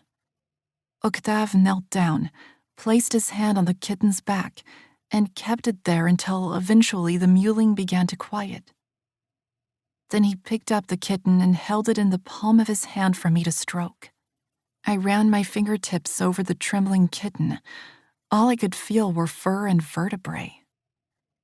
We took it into the kitchen and tried to feed it. Octave dipped his finger in some milk and offered it to the kitten, but it didn't even open its mouth. I thought Octave was pushing too hard, but eventually, after several attempts, the kitten put out its long pink tongue, licked Octave's finger, and threw itself at the saucer of milk. There was no question of Octave taking the little creature with him to Limoges, where he was studying, and his family wasn't interested. He took hold of my arms and wrapped them around the kitten. He was certain I would take good care of it. The little cat spent all its time hiding under the furniture, snarling whenever we came close. We couldn't get it to swallow the worming pills. It was still scrawny and flea-ridden, and I was convinced we'd failed. On rare occasions, it would come and curl up on my lap, pawing at me, drooling and purring loudly. Vera and I would both freeze, terrified of interrupting this miraculous event. I hoped the kitten would be equally affectionate toward her. One evening, as it was purring and pawing at me, Vera held out her hand close to it. We still hadn't given it a name. We wanted to get to know it first. The little cat stopped purring. She must have grabbed it as it was trying to get away. The cat clawed at her, fighting for all it was worth. Vera kept tightening her grip. I could see how distressed they both were. It upset me too, and I shouted at her to let it go for heaven's sake. The cat fell, landing on its belly. For a moment, it didn't move. It spent the next 2 days in hiding under the wardrobe. I watched Vera surreptitiously all evening. I had a feeling she hadn't simply let go of the cat. She'd given it a push, directed its fall. She'd thrown it to the ground. Vera is lying on the sofa, my laptop open in front of her. I touch her shoulder, tell her I'm going up to bed. She barely stirs. Very carefully, I take the computer from her hands and cover her with my coat. I look at my emails, hoping for a message from Irvin. The browser is open at the last page Vera was looking at. A video about sophrology. I can't resist the temptation to glance through her search history. Nothing but information about plants I've never heard of. Vermontodendron, Mahonia, Mexican orange. I scroll down to my own searches. blood rushing to my cheeks as I realize I hadn't deleted any of it. She must have seen it. I muse about the course Vera's taking. Flower stabilization. I Google it. The stem of a flower is dipped in a liquid containing glycerin, coloring agents, and nutrients. The glycerin enables the plant to retain water and absorb nutrients during the process of stabilization. It takes several days. There are various techniques depending on the variety of flower and the desired result. Mosses still give the most reliable results. November 10. Earlier this morning, I thought I heard Vera in the shower. I realized after a while that it was the wind I was hearing. It blows up against the front of our house, rolling over like a swimmer turning in the pool. Vera is working on clearing the bathroom. I'm busy taking down posters, using a knife to scrape off the adhesive. The wall seems unnaturally soft, its surface crumbling to dust. I scrape until I hit something that seems solid. Sunflowers fall to the ground, exposing the network of cables threaded between the bricks, a nervous system laid bare. We keep the door open. A warm breeze blows through the living room. The cheese cage sways. My hair lifts. The house seems to be breathing a sigh of relief. I'm tired. I was dreaming about the planet of mirrors. I'd shattered them all by banging into them. I was walking on broken glass, my feet bloodied. Shards of glass were digging into my flesh, working their way up through my veins and around my body. I looked unrecognizable. We snack on prunes steeped in spices with walnuts and cheese. I eat hungrily. Vera teases me. I've finished all Octave's jam. We'll have to do some shopping. I sit at the table to do some work, Vera on the floor in the field of discarded posters. She's used up more than half the charcoal pencils. I read over what I've written, whispering the words to myself to hear the rhythm. Afraid of what? That people might encroach on my territory? What territory? Somewhere to call home? A place to share, to defend, and maybe even destroy? The only home I have is my language, my refuge, words that hurtle into walls and fall to pieces. What's that you're working on? Vera asks, using her charcoal pencil to write the question. Still deep in concentration, I mutter.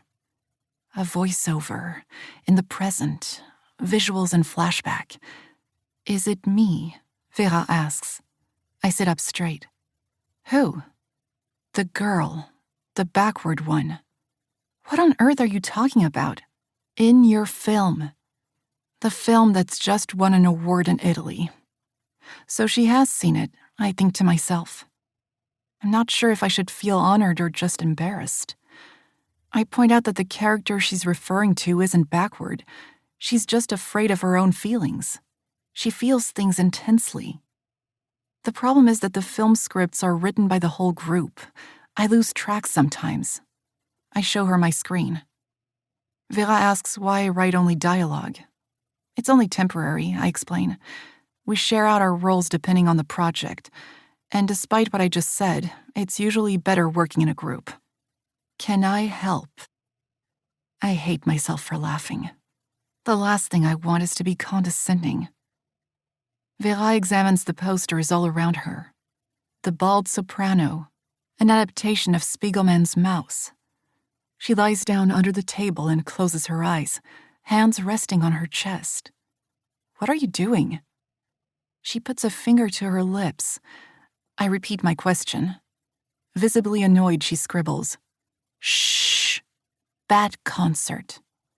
10 minutes later, still lying under the table, she starts tracing rapid circles around her navel with one finger. I can't help laughing, but I'm worried about her getting cold. She pretends to chew, traces the line of her esophagus, and starts the circling motion again. Stop it! You'll make yourself ill. She turns over on her stomach, wiggling her legs as she writes. Digestion accelerator. She asks me to leave her alone. I go back upstairs to the bedroom. I lie on the floor and try doing the same thing. Through the window, I can see the bamboo bending in the wind, the hazelnut tree shivering. The chestnut tree towers over them, the master of ceremonies. You've been sleeping next to that tree for the last 4 nights, I think to myself. You're midway through your stay. You're closer to that tree than you are to your sister. Later, in the supermarket, Vera piles food into the cart. We're at the shopping center just off the main road. I ask her to put some of it back. She claims we need it, sends me off to find things I like. I pick up some brioche, bananas, rice pudding. I'm a bit stiff from lying on the floor earlier. I can still feel the floorboards against the back of my head, my shoulder blades, buttocks, and heels. At the checkout, Vera places some little crumpled balls that look like dried persimmons on the conveyor. She's excited about them. They're candied mandarins. I watch couscous going past, chickpeas, coriander. I insist on paying again, even though I realize it makes me look as if I'm trying to make up for something. Vera drives. Her car seems old to me with its roll-down windows. Not that I know much about these things. Disinfectant wipes, chewing gum, parking tickets in the glove pockets. The clock on the dashboard is slow, 12 minutes behind the time on our phones. I start trying to put it right, but Vera stops me. She's used to it. She seems jumpy. Something has shifted since this morning. The look in her eyes more furtive. Twice I've caught her glancing at my stomach. Do you mind if I put the radio on? Local news. The drought, fruit and vegetable growers' concerns.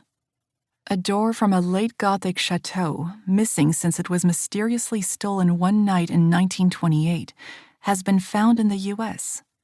The government is calling for public funding to repatriate it. Vera asks me for the scarf that's on the back seat. Brochures spill out onto the floor. An exhibition of orchids in Brantôme, wine cellars. Some have slipped under the seat. I can't reach them with my seatbelt on. Gusts of wind blow leaves onto the pavement. Vera concentrates on the road ahead. Eventually, after much hesitation, I venture. Would you like it if I came to visit you? Her silence makes me wonder if I spoke at all. Finally, without taking her eyes off the road, she signals no and turns up the radio. I don't say anything else after that. I grabbed the door for support as we approached the steep slope going up to the house. I don't know why. Vera is a good driver. We park under the hazelnut tree. The radio is still on, a debate about hunting. Vera mimes bringing the boxes outside to clear a space in the living room. I have doubts about the weather. She thinks it'll be fine. I tell her I'll help her, but I need to do some work first. She waves her hands to say no, she'll manage on her own. She just wanted to make sure I agree. No, I'll help you. I can't do it now, but I will, later. You wanted me to come, and I'm here to help. There are 2 of us now. We've only got 3 more days. She reaches for her phone. That's okay, I'll do it.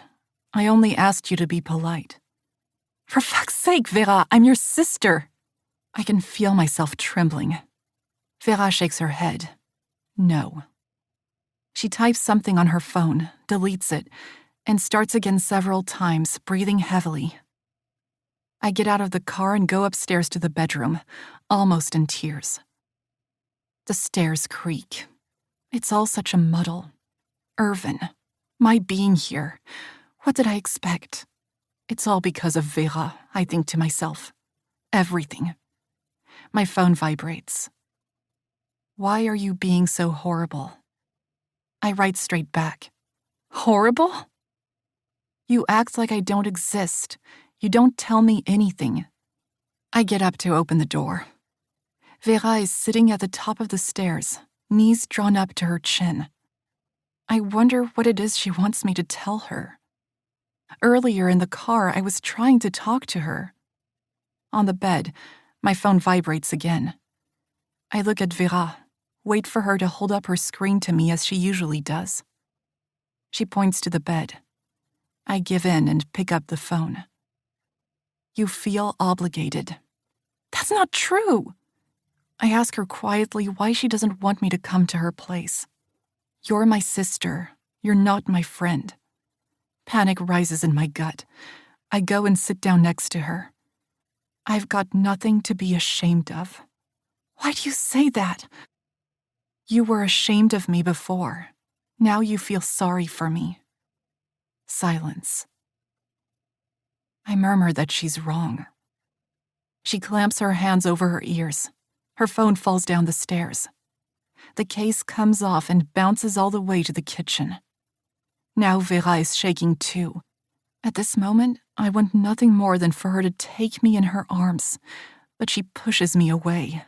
So I stand up and spit out, "You know nothing about my life either." November 11. Vera is downstairs in the living room. I'm up in the bedroom trying to do some work. The wind howls.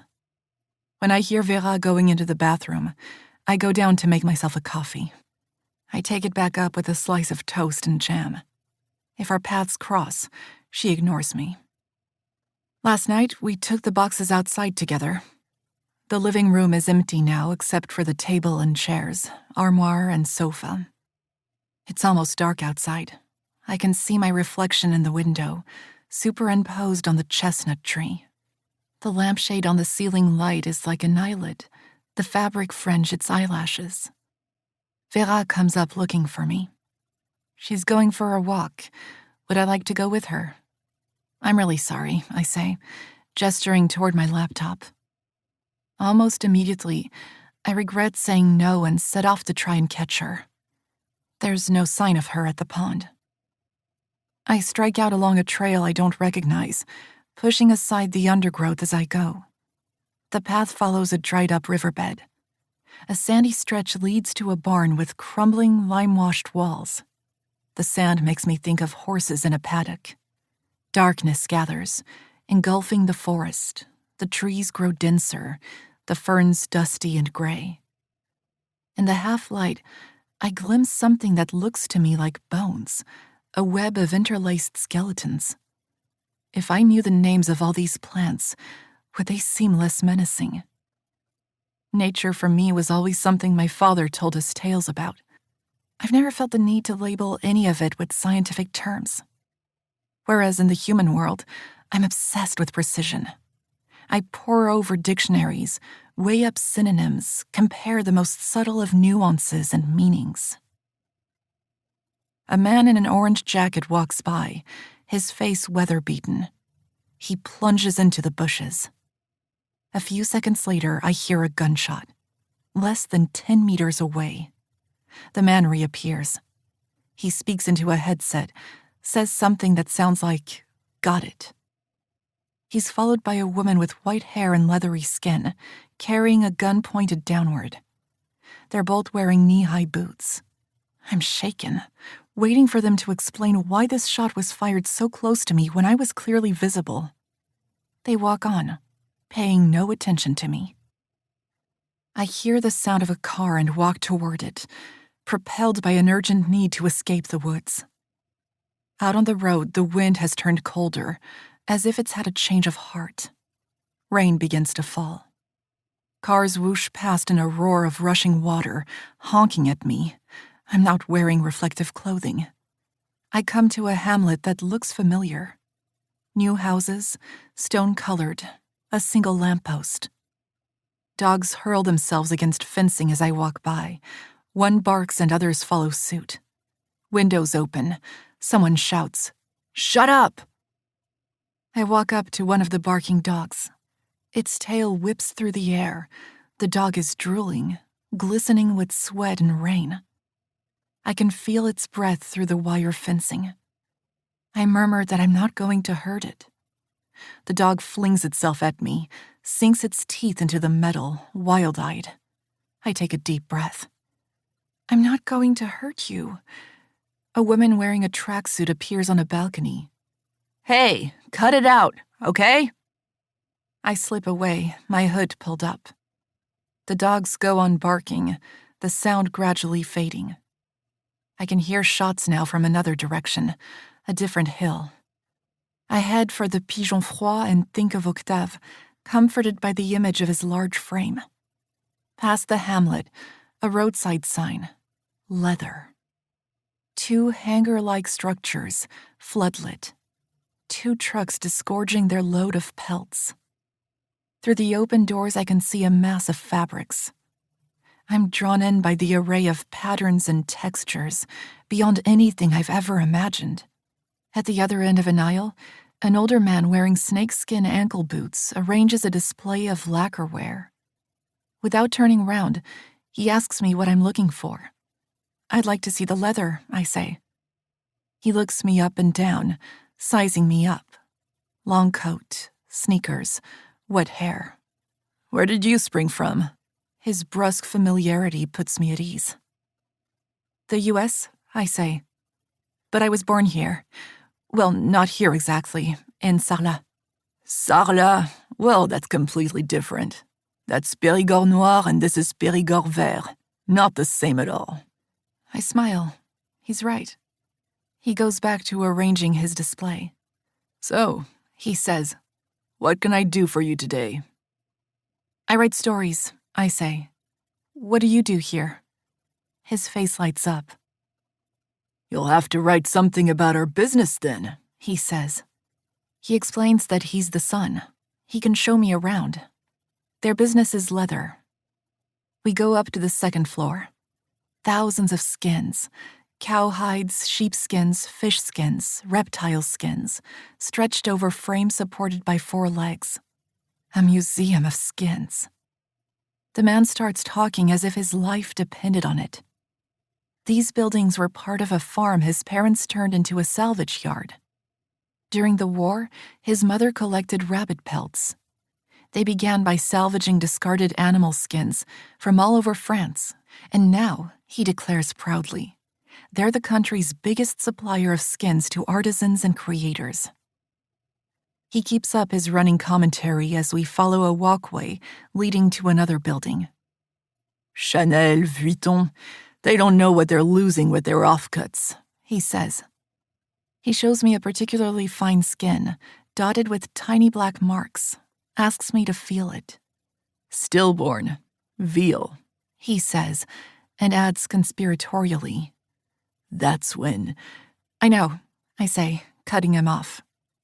You're right, though. It really is soft. He's thrilled. Craftsmen can't get enough of it, he says.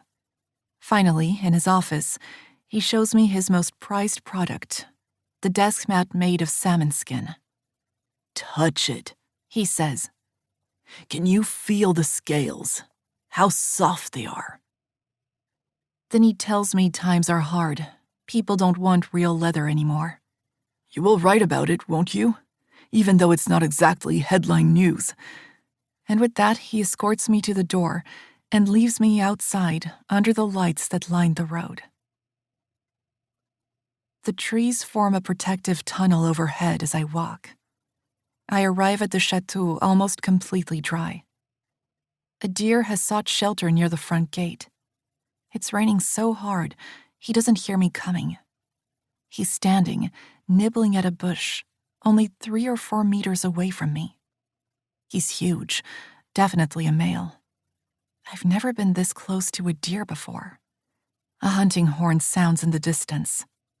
The deer looks up, goes back to nibbling the bush. We stay there, neither of us moving. I try coming a little closer. Only 2 meters. I could almost reach out and touch him. Then he sees me and bounds off. There's no answer from Octave when I press the buzzer, but the gate isn't locked. I step into the courtyard and glance toward the open stable door. I can see the donkey and llama huddled at the back of the stall. No car. It's raining too hard to walk all the way over to the house. I decide to seek refuge in the pigeonnier. The courtyard is awash with water, the pigeonnier surrounded by fast-flowing rivulets. The tarpaulin slaps against the scaffolding, revealing occasional glimpses of the doorway, a black rectangular void. I venture inside and take in my surroundings. A platform of about 2 square meters overhangs a pit that used to collect droppings from the pigeons that nested in the hundreds of small recesses cut into the walls all the way up to the roof. Their rounded shapes make me think of a wine cellar. The ground is spotless. I'm a little disappointed. There's nothing here to conjure up the fire, except perhaps the small holes high up under the roof. Those holes will be filled with the stones from our house. I climb up a rickety ladder, sit on one of the beams, and look out at the courtyard. The rain is still lashing down. The streams of water have formed a moat around the tower. A car pulls up. I wave my phone in the air, making wide sweeping gestures. Octave flashes his headlights in response. He pulls his hood up and runs over to join me. "It's really coming down, isn't it?" I shout. I can hear him shaking off the rain. The ladder vibrates, firm footsteps. Octave sits down beside me, backpack on his knees. "You're crazy coming up here. Were you planning to fly away or what?" Do I look that unhinged? He looks down at my hand pressed to my chest. My heart is going a mile a minute. I tell him about the gun, the shot that narrowly missed me. "Oh yeah, it's Armistice Day." What's that got to do with hunting?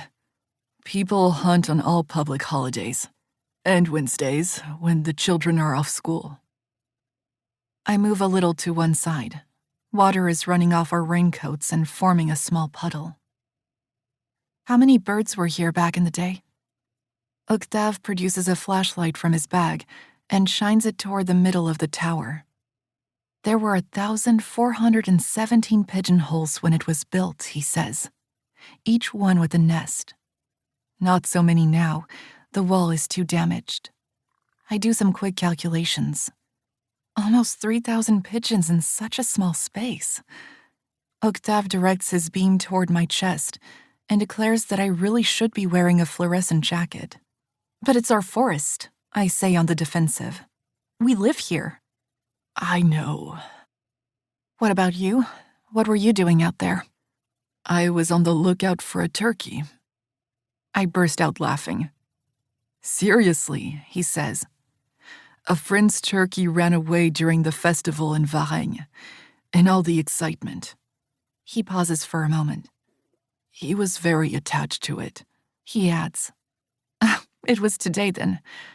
Are they still doing the imitation turkey gobbling competition?" "You know about that?" "I grew up around here too," I say indignantly. "The Grand International Festival of Périgord Turkeys," I proclaim loudly. He doesn't know it, but for the 2 years before I left for the US, Octave's presence there was the only reason I went to the fair. But for him, I would never have gone. We did occasionally run into each other, but I was always flanked by my sister, and Octave was usually off to one side, in the pear orchard with his friends. "Did you find the turkey?" "No, but I did see you." "You did? Just now, in the woods?" I reply innocently. He smiles, takes what looks like another flashlight out of his bag, and asks me if I've ever looked through a thermal imaging camera. He adjusts the settings and hands it to me. A lunar landscape comes into view. Sources of heat are lit up, the stable chateau forest, their outlines wavering, as if the whole scene might explode at any moment. I become aware of how high up we are here in the pigeonnier, the castle walls built into the rock. The pond in the background is black, like the sky. It must be freezing cold. Something is glowing in the darkness. I adjust the focus. The statue, pure white. I'm amazed that it gives out so much heat. "The stone absorbs heat," Octave says. Where did it come from, the statue? He says it was always there, before his family. His grandmother had it restored in the 1960s. "There were other figures too, statues of cherubs, men." "What happened to them?" "I don't know. When the old owners were here, there were elm trees where the water is now. Elm trees? It's an artificial lake.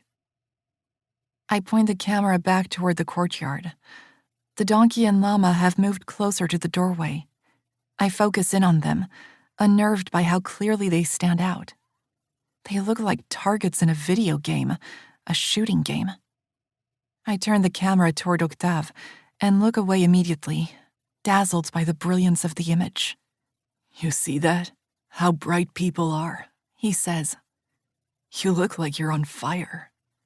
I put the camera down and look around for Octave and realize I can't see.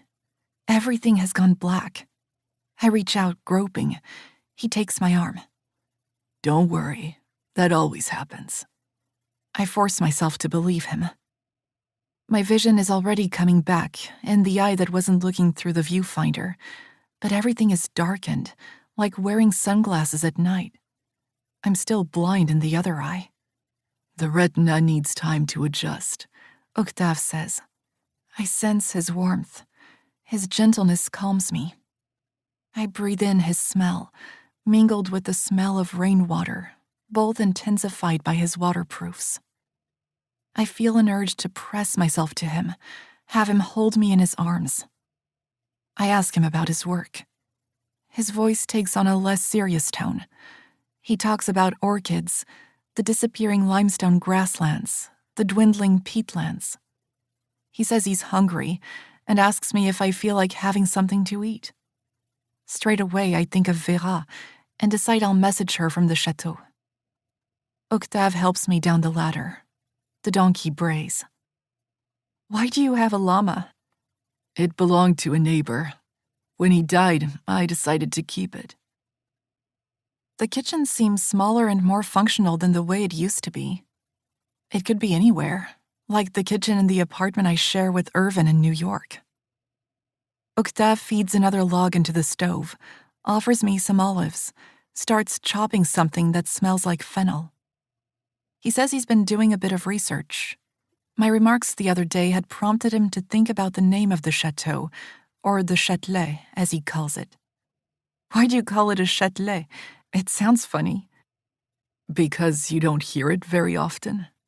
It's just an old word for a small castle.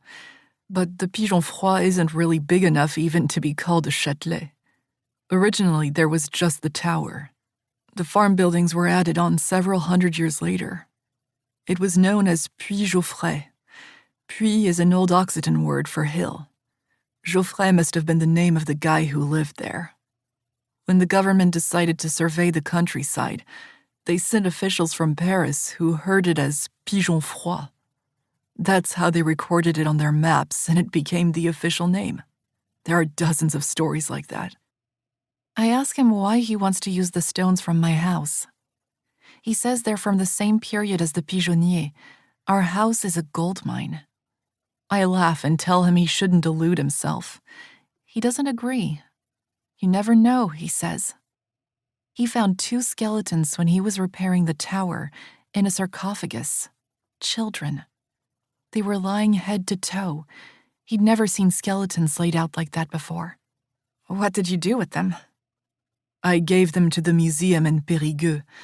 But then the police started investigating all the unsolved cases from the last 30 years, and I came under suspicion. They called me in for questioning. It went on for 3 months. The whole thing was ridiculous and ultra-stressful. Those skeletons are 1,000 years old." "What, you mean they didn't believe you?" I say, shocked. He laughs. "They had to in the end. The forensic experts confirmed that the skeletons were much too old for the cases the police were investigating."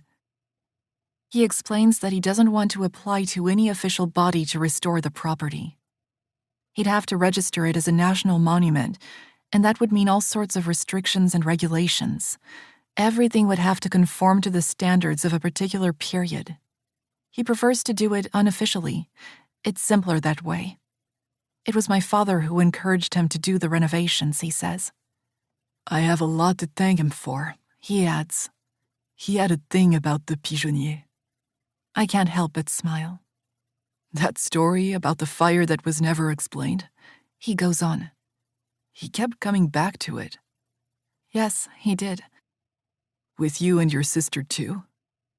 I don't say anything. I can hear my father's laugh. Rich, deep. Him talking about the pigeonnier, the bricked-up doorway. My eyes have finally adjusted, and I watch Octave peeling blood oranges. Spread out on the table all around him are pieces of wood, samples, each with a label. What are you laughing at? He asks me. That name, Alnus glutinosa. Alder trees. There are lots of them near your place. He uses the plural form for your. He means mine and Vera's. It bothers me when he does that. I lean down to examine another piece of wood, decorated with an elegant engraving in the shape of a spider. This one. What's this? Elm. A relic. They were almost completely wiped out in the 1970s by graphiosis, Dutch elm disease. What's that? A fungal infection. You can tell from the patterns in the wood. The fungus does that. Graphiosis, I murmur to myself. Sounds like a disease of writing. Octave looks up again briefly. He asks me about my films, what drives me. Coming from him, the question doesn't annoy me the way it usually does. But my stomach still seizes up. I answer in vague terms. I say there's a lot to manage at the moment. He wants to know if that's because of the house, whether leaving it is too much of a strain. No, it doesn't bother me. But Vera, on the other hand, I shouldn't hesitate to ask him for help, he says. My sister and I are pretty tough, I respond. I know, he says. He pours us both some wine.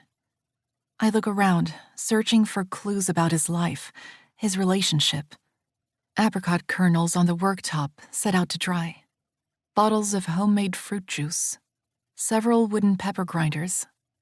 Jars of jam lined up on the floor against the walls. Apricot, says Octave. And rosehip. My mouth waters at the thought of their sharp taste. I realize I'm very hungry. I tell Octave how grateful I am for everything he does for us in my absence.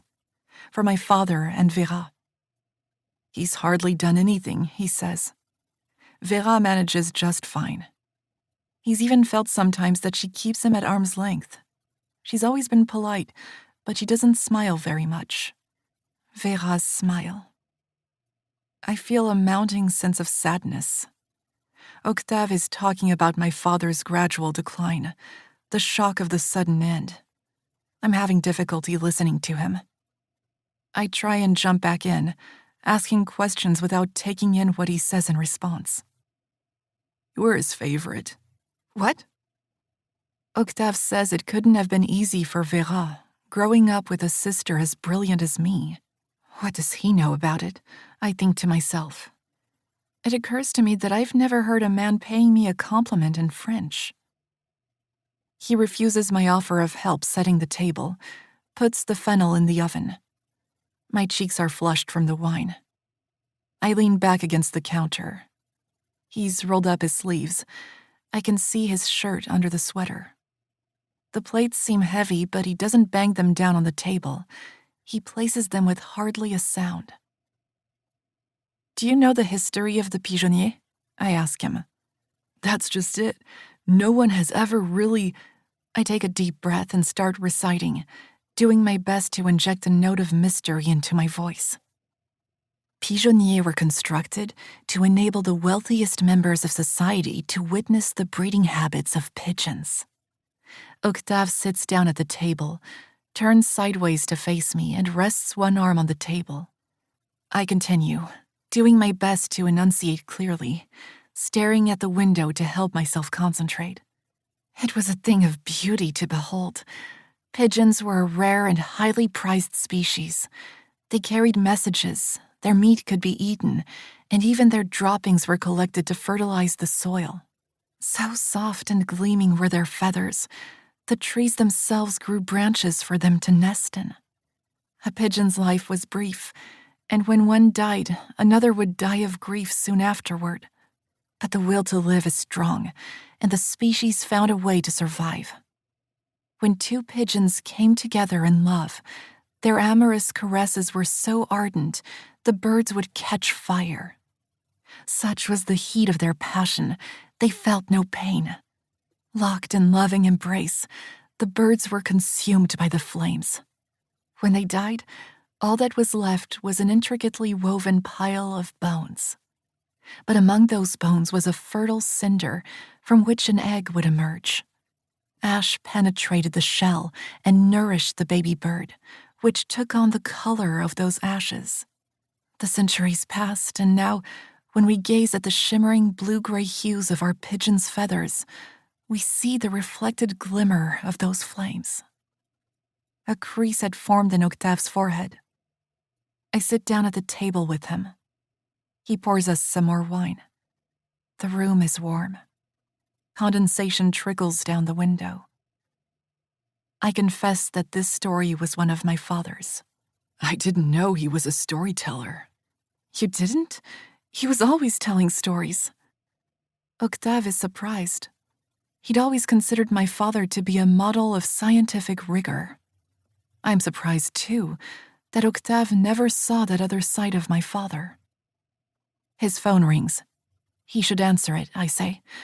He apologizes, says it's probably his girlfriend. I leave the room. I'm not sure how I feel about being here. I send Vera a message to say I'll be back late. There's a message from Irvin. I hesitate. I'll read it later. Out in the hallway, it's much colder. There's no heat here. I rub my arms, stare at the pictures on the wall. Drawings, signed and dated. Italian names, recent dates. There used to be old portraits here. I wait for a while before I go back in. I want to be sure I don't interrupt Octave. When I do go back, he's already served up the fennel and lentils. Everything okay? We laugh. We've both spoken at the same time. He gestures to me to eat, waits for me to start. I ask him about his girlfriend. She's a colleague of his at the university, he says. She lives in Bordeaux. They don't see each other very often. And everything is okay? I ask again. He asks me to please eat. It'll get cold. The pepper makes me cough. The food is delicious. If you had to choose, he says, would you rather be desired for your whole life without being loved, or would you prefer to be loved like a friend? I'm not sure I understand. That's what she asked me just before she left on holiday. And what about your little girl? How does that work? He says he has to tread carefully. I nod slowly in agreement. The other day, she told me I'd never be her dad. She's not your daughter? He looks wary. I mumble something, embarrassed. It's all right, he says. He didn't make himself clear. Basically, he's happy with the situation. He didn't necessarily want to have a child. Swan was 3 when he met her mother. She's nearly 6 now. It's getting easier now that they can actually have a conversation, and he thinks she likes talking to him. He laughs. Well, I thought she did. And what about you? Me? He gives me a kindly look. Vera tells me you've met someone nice. What right does she have to talk about me? I think to myself. But I nod in agreement. When are you leaving? On the 14th. And everything is fine. I tease him about the way we keep asking each other the same questions, like mirror images. Now it's his turn to look flustered. I touch his arm lightly, as if to reassure him, tell him it's all fine. He stares at me. He's searching for confirmation that I'm telling the truth. I think about Irvin and our upcoming anniversary. In 3 days' time, it will be 8 years since we met. I start talking about my life in America, about the film industry, how hard it is for people to relate. We move the conversation to more lighthearted topics, but we're both still in serious mode. My stomach feels bloated. It's been like that every evening lately, my trousers too tight. I rearrange my sweater, trying to hide my stomach. After dessert, I make an early exit. I thank him and say I have to leave because of Vera. She hasn't answered my message. But the truth is that I've had enough. I don't want to be here anymore, with Octave. I've had enough of this house and all these old stories. I'm back to being 15 years old again, asking him to come and pick me up outside the cathedral. I'm wearing my smartest skating skirt, lacy tights, amber necklace. My lips are chapped. Octave sitting on my left, driving in silence. Me asking him to please not say anything to my father. The look he gives. The same look he gave me just now when he asked me how I am. I still don't know what he thinks of me. But it doesn't really matter now. My life is elsewhere, on another continent. The rain has eased up. I can walk home on my own, I say firmly. Octave lends me the thermal camera, gives me a jar of jam, which I ask him to open. He screws the lids on too tight for me. He comes with me for part of the way. We walk slowly. After the gate, I stop and look up at his face in the half-light. A line from the film script runs through my mind. I plant a kiss on his cheek, near his ear. Some people say that when you truly love someone, you're less likely to say what you really think. The Christmas holidays had begun. Letitia was having a party, and I was invited. I found the invitation slipped into my skate. The location was a secret. My instructions were to wait in the cathedral square, where someone would come and pick me up. It was soon after the incident with Vera. I'd just turned 15, and I knew I was leaving for the US in 6 months. I felt excited all week, but I was nervous too. I'd never been out on my own before. I told Vera I had late practice. I gave her instructions for the lasagna and promised I'd be home by 10. I'd definitely be back before my father. I said nothing to him about it. He was working late doing sound and light shows in the run-up to Christmas. I got changed in a corner of the cathedral.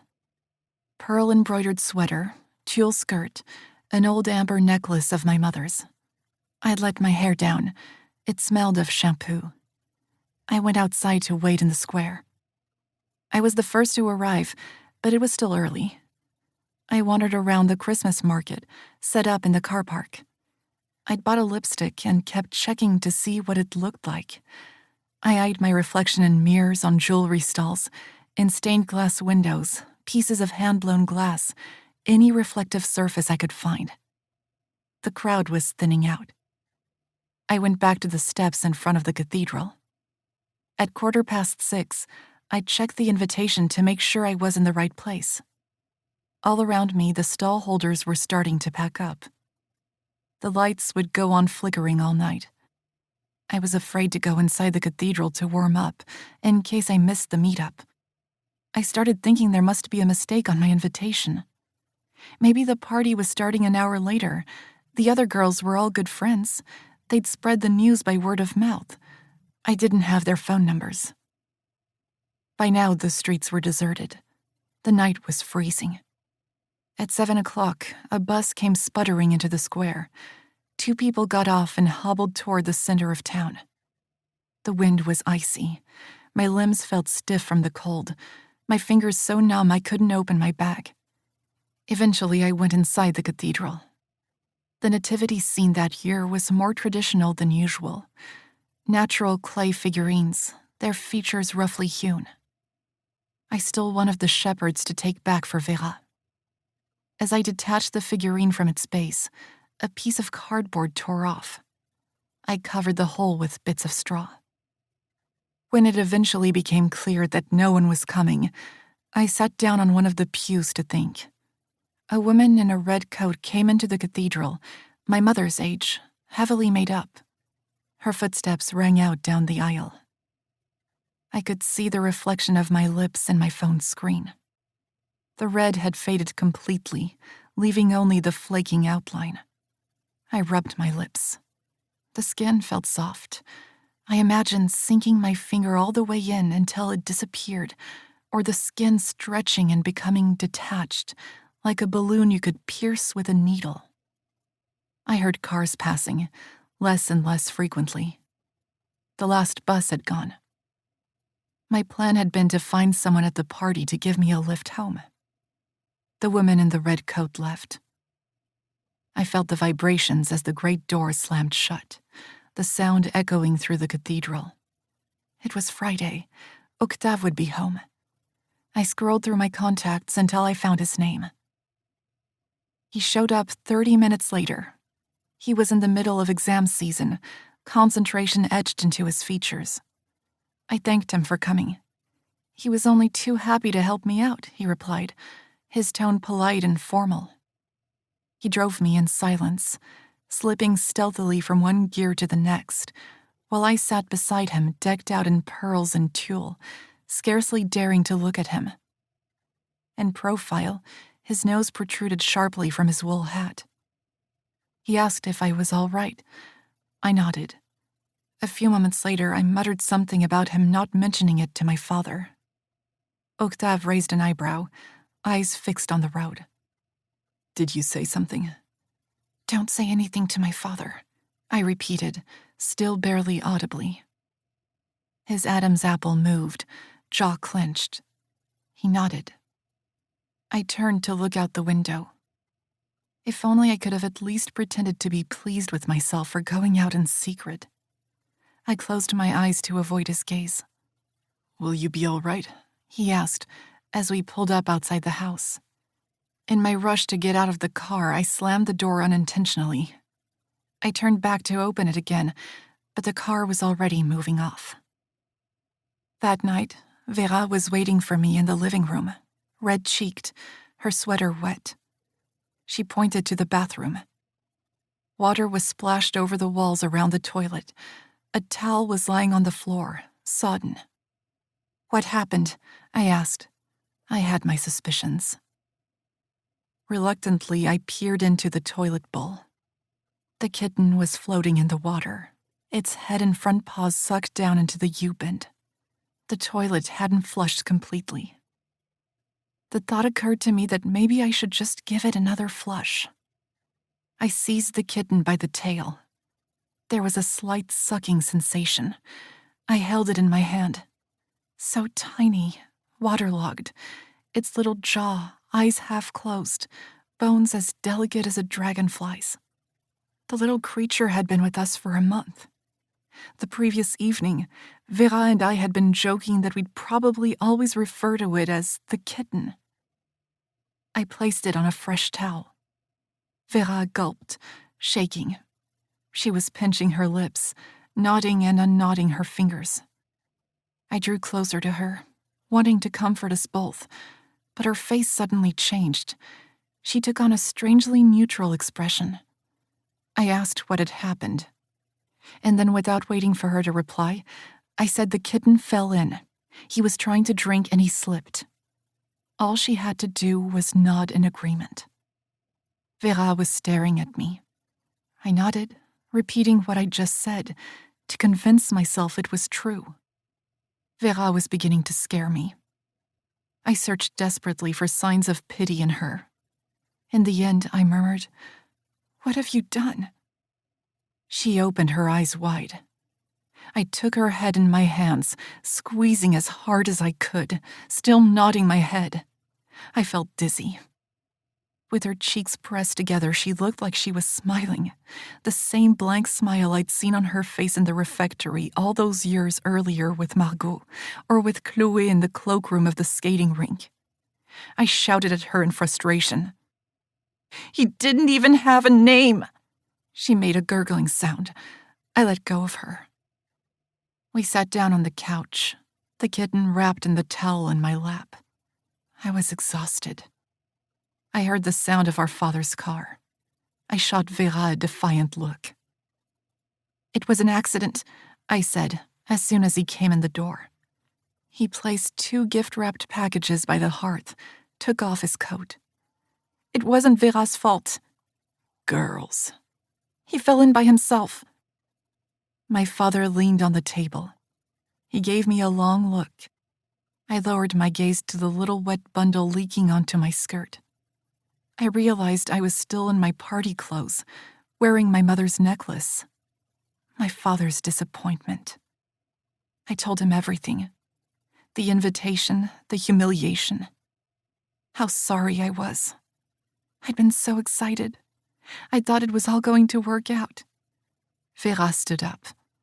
My father looked surprised, as if it had just sunk in. Vera had her back to me, breathing hard. She seemed to be gasping for breath. Wearily, he said that it wasn't enough to just imagine things. I didn't understand. He unwrapped the towel and brought us back to the real problem. Then, with barely a glance at the kitten, he went to put the kettle on. From the kitchen, he announced that he relied on me. Vera and I couldn't have these arguments. He was sorry we were left alone so much, but his work wasn't a game. It was no joke telling stories destined to be instantly forgotten by the people he told them to. He took it very seriously. Think of your sister. He went upstairs. Vera turned round to face me. She'd regained her composure. I followed my father up the first few stairs, the kitten in my arms. I shouted up to him that he knew nothing about my sister. Then, in a voice that betrayed no emotion, I said that she was ruining my life. I understood how her mother felt. I hated this house. I hated my sister. I wished she'd never been born. I'd had enough of doing everything I could to protect her.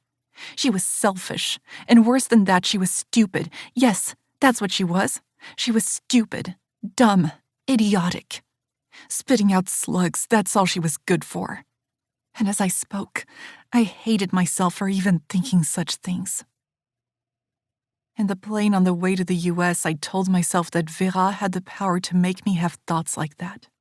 She still does today.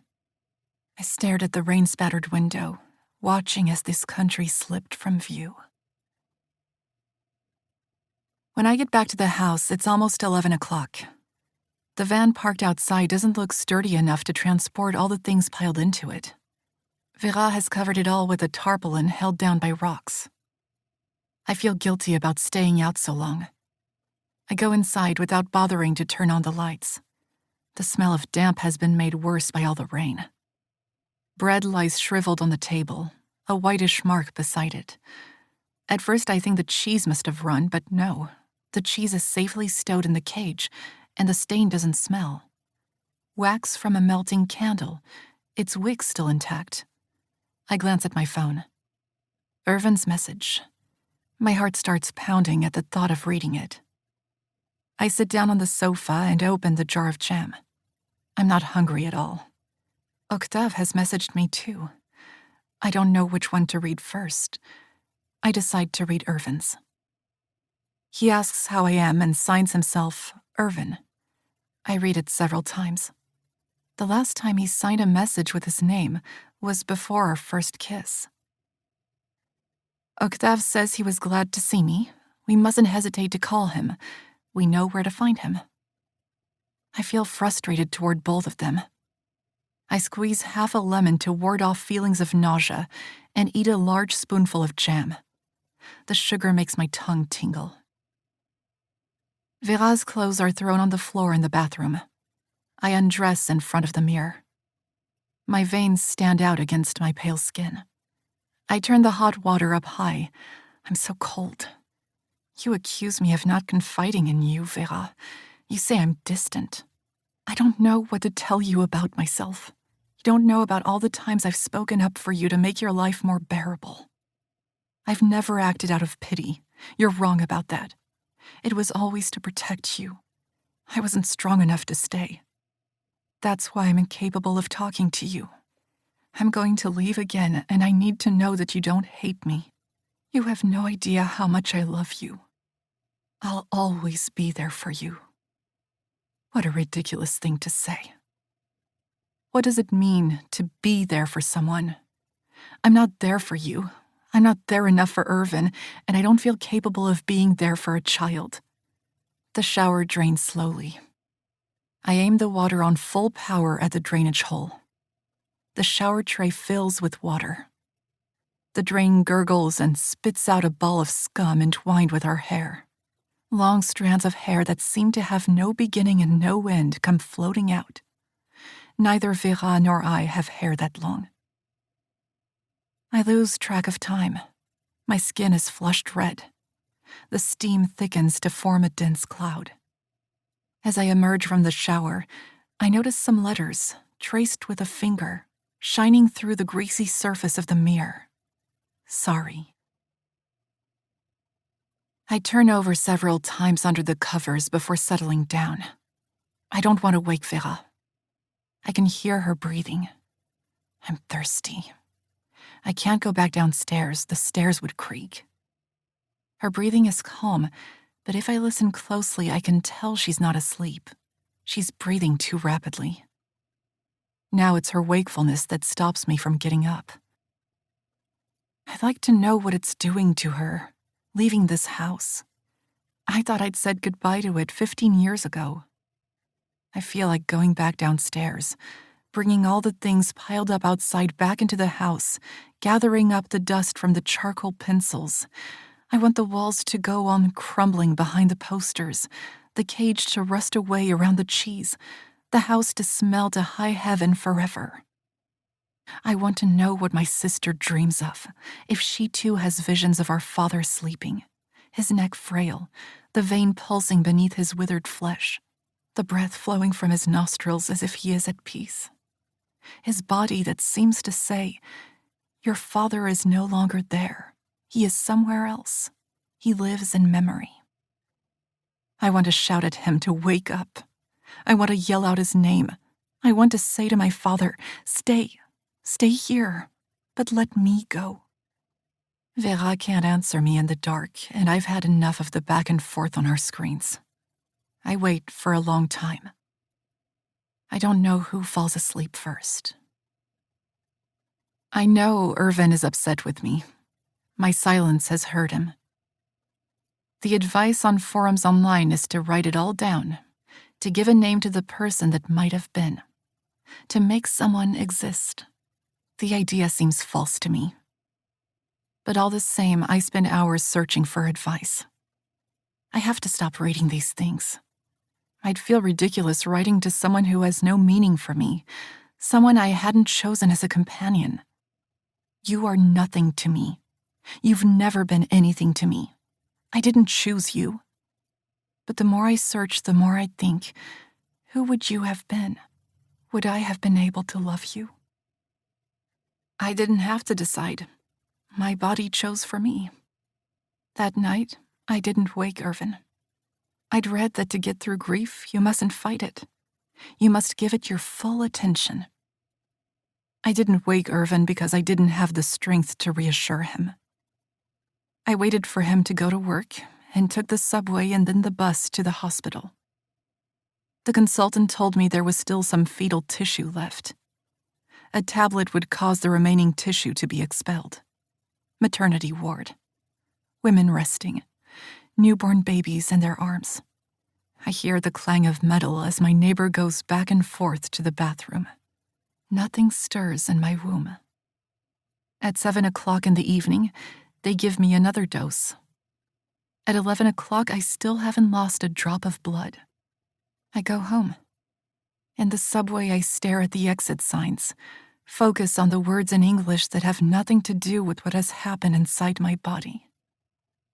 I started to hemorrhage the next morning. I was still bleeding after 10 days. They had to operate. Only then did I tell Irvin. We made love again when the bleeding stopped. For weeks, I seemed to have been invisible to Irvin. I took the initiative. He needed plenty of time to become hard in my mouth, to respond to my falsely joyous hands. When I took him inside me, I tried to meet his gaze. His eyes were closed. I bore down harder, pressed my hips against his, leaned my face close to his. I was afraid to ask him to look at me. When I realized he wasn't moving with me, I closed my eyes too. I was glad his eyes were closed. That way he wouldn't see my tears. Afterward, I pulled on a t-shirt and went out onto the balcony, despite the cold. Smells of fat frying wafted from the air vents. I stayed out there for at least 10 minutes, until I heard Irvin approaching. He wrapped his arms around me and led me back to bed. I woke during the night to feel his body gently penetrating mine. I gave myself up to the slowness of the rhythm, intensifying every movement, making it last longer. So long as we don't climax, we are together. November 12th. For once, I'm up before Vera. I wanted to set the table for breakfast. The smell of something rotting has become so strong in the kitchen, I can hardly breathe. I'm beginning to wonder if the problem is with me, if it's all in my head. Vera wrinkles her nose when she comes down too, and sets my mind at rest. She opens the empty armoire and sniffs the cheese, the mushroom basket, walks all around the fireplace. We're looking for something that's died. She gives up and shrugs. What's the point? We're leaving in 2 days. We eat our toast, drink our coffee, exchange embarrassed looks. The rain drums against windows. How was it yesterday? She writes. I feel myself blushing. I start talking about my evening at Octave's, the improvised meal, exploring the pigeonnier.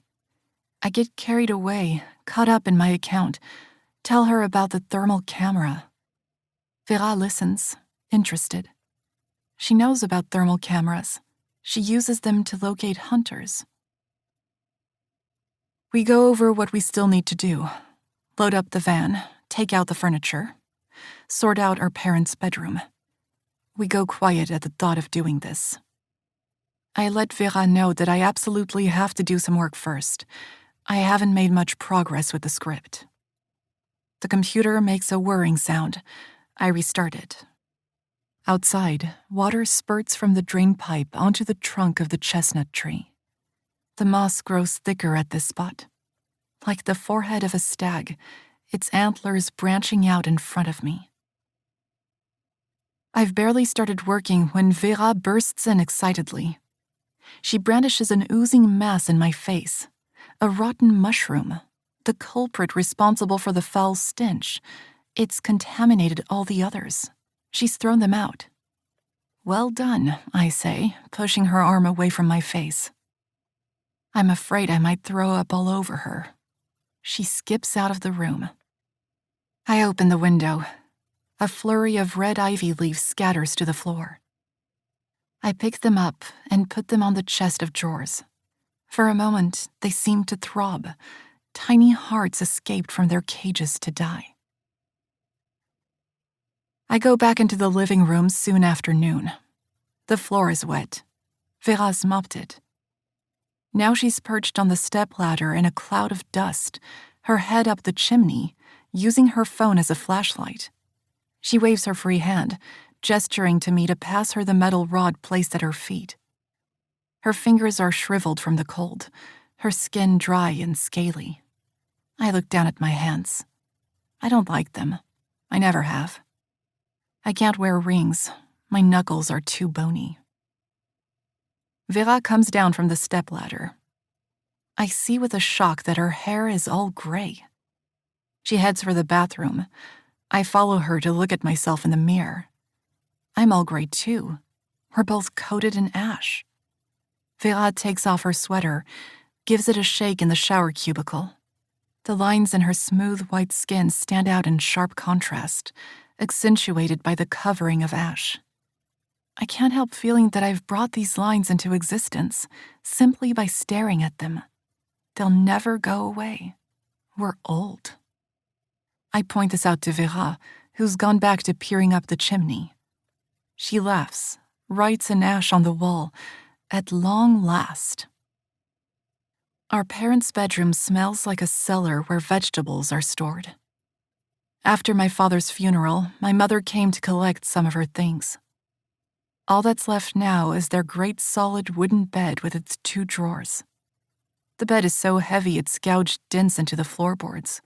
No one will ever be able to move it, not even Octave. Our initials are carved into each of the 4 legs. Our parents, N and M, at the front, and ours at the back, A and V. There's not much in the drawers. A few history and geography magazines, a packet of tissues, raspberry-flavored chews. I look up at Vera, surprise is etched into her face. She hands me a book. A memoir by an American explorer dating back to the 1980s. A piece of card for a bookmark, and an inscription in my father's writing. My darling princesses, make sure you always go on loving one another. Don't waste your time on things that aren't worth it. I will always love you. I glanced through the page with the bookmark, searching for clues, something to indicate that my father wanted to talk to us. There's nothing. Only a passage describing an ice field, the explorer following an animal's tracks. We come across some old photographs wrapped in a linen cloth. A man and a woman, naked, limbs intertwined. Their faces are hidden, but you can sense the intimacy of their rapport. In another photo, much more recent, a woman poses in front of the house in a white coat. It's dated 10 months before my birth. I stare at the image. This woman, my mother. But not yet my mother. Vera and I hover above it, each holding one edge. Vera looks up at me, questioning. I shake my head.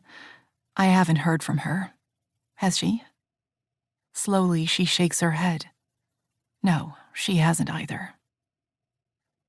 The mattress sags. It's too bulky to be rolled up. We don't have anything to strap it up with. It won't fit on the landing. Vera examines the French doors. My father installed them. There was always a window there, but he made the opening bigger at my mother's request, not long before she left us.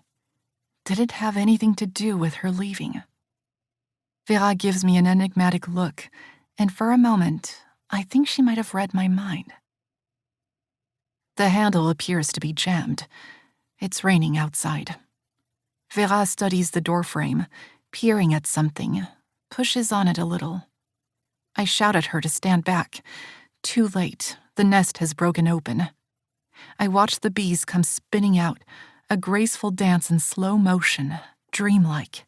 Vera joins the dance. She cries out, rousing me from my daze. I rush to find a blanket and wrap her in it.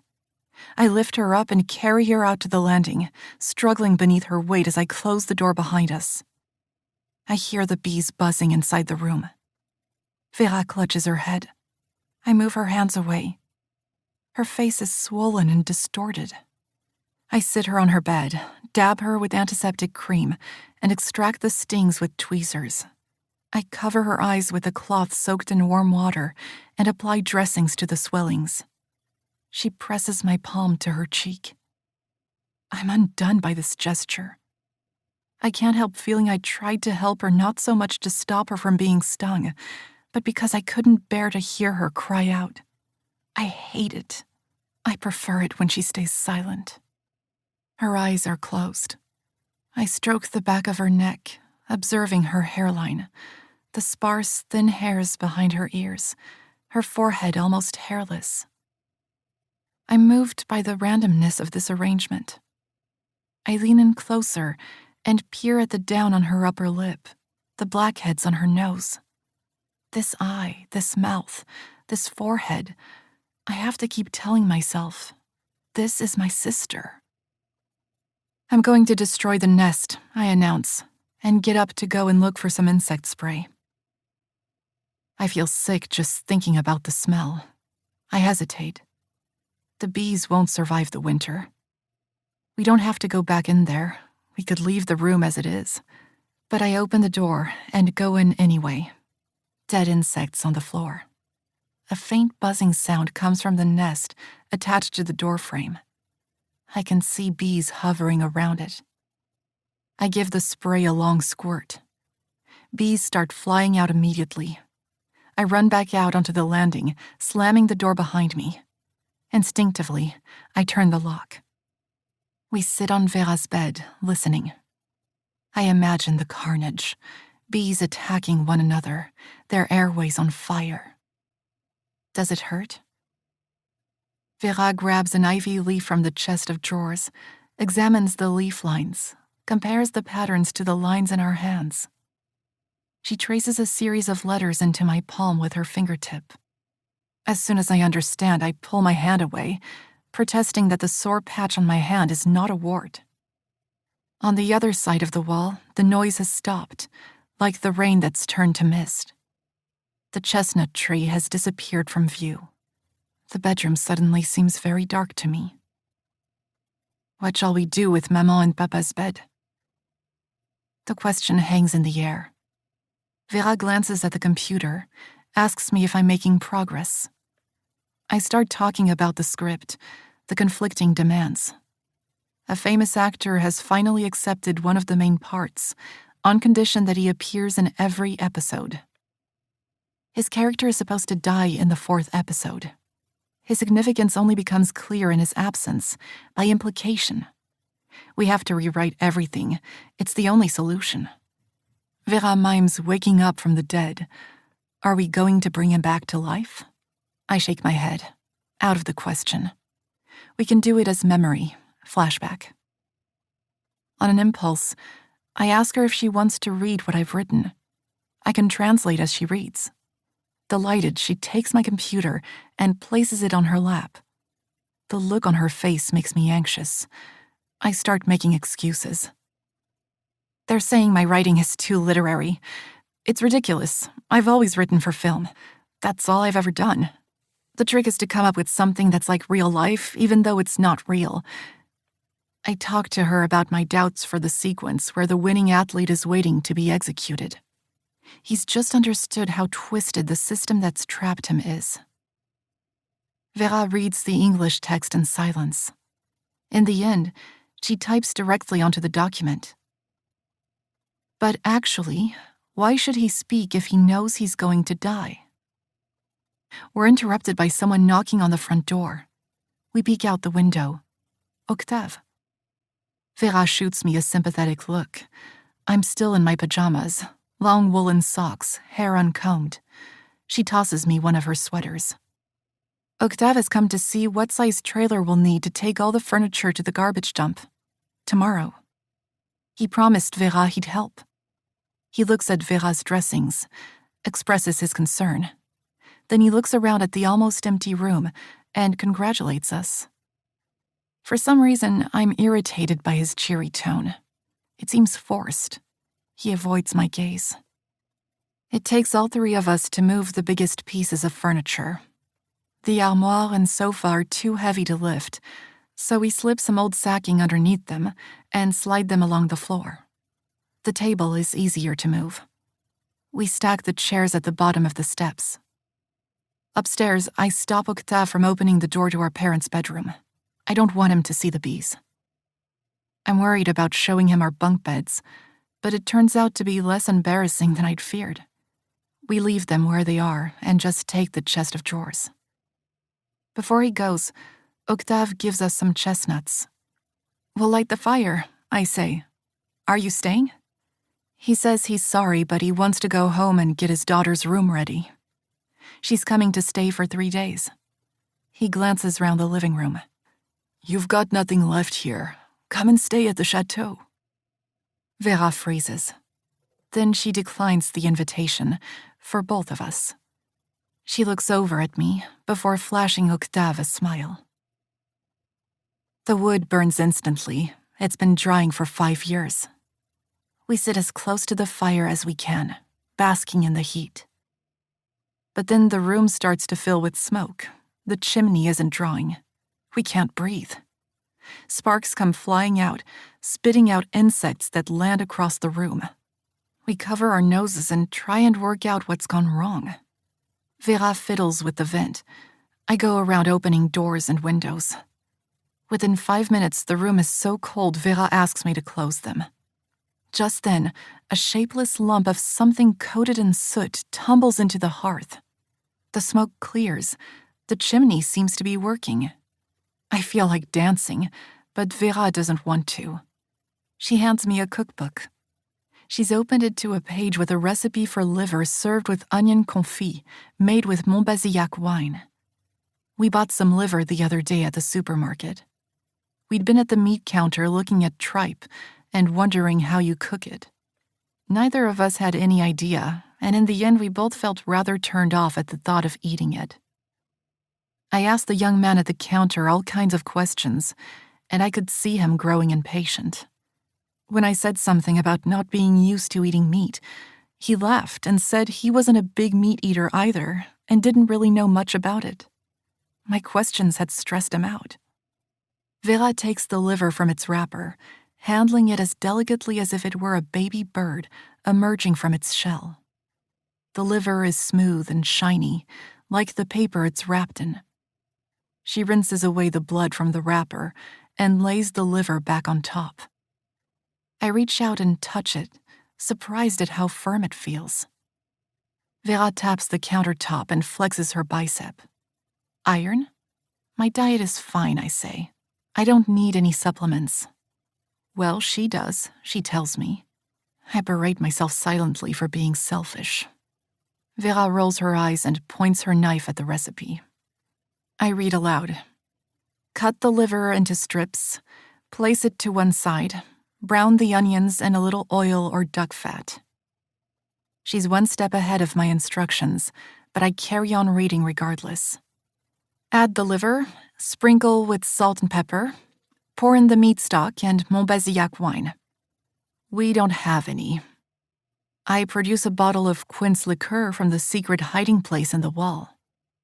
Vera claps her hands and pours herself a glass. She stops and watches me pour one for myself. She raises her glass to say cheers, but I can tell her mood has changed. Her high spirits seem dampened. We eat by the fire, sitting on a survival blanket I found near the boiler. The cooked liver has a crumbly texture, rather like Irvin's sponge cake.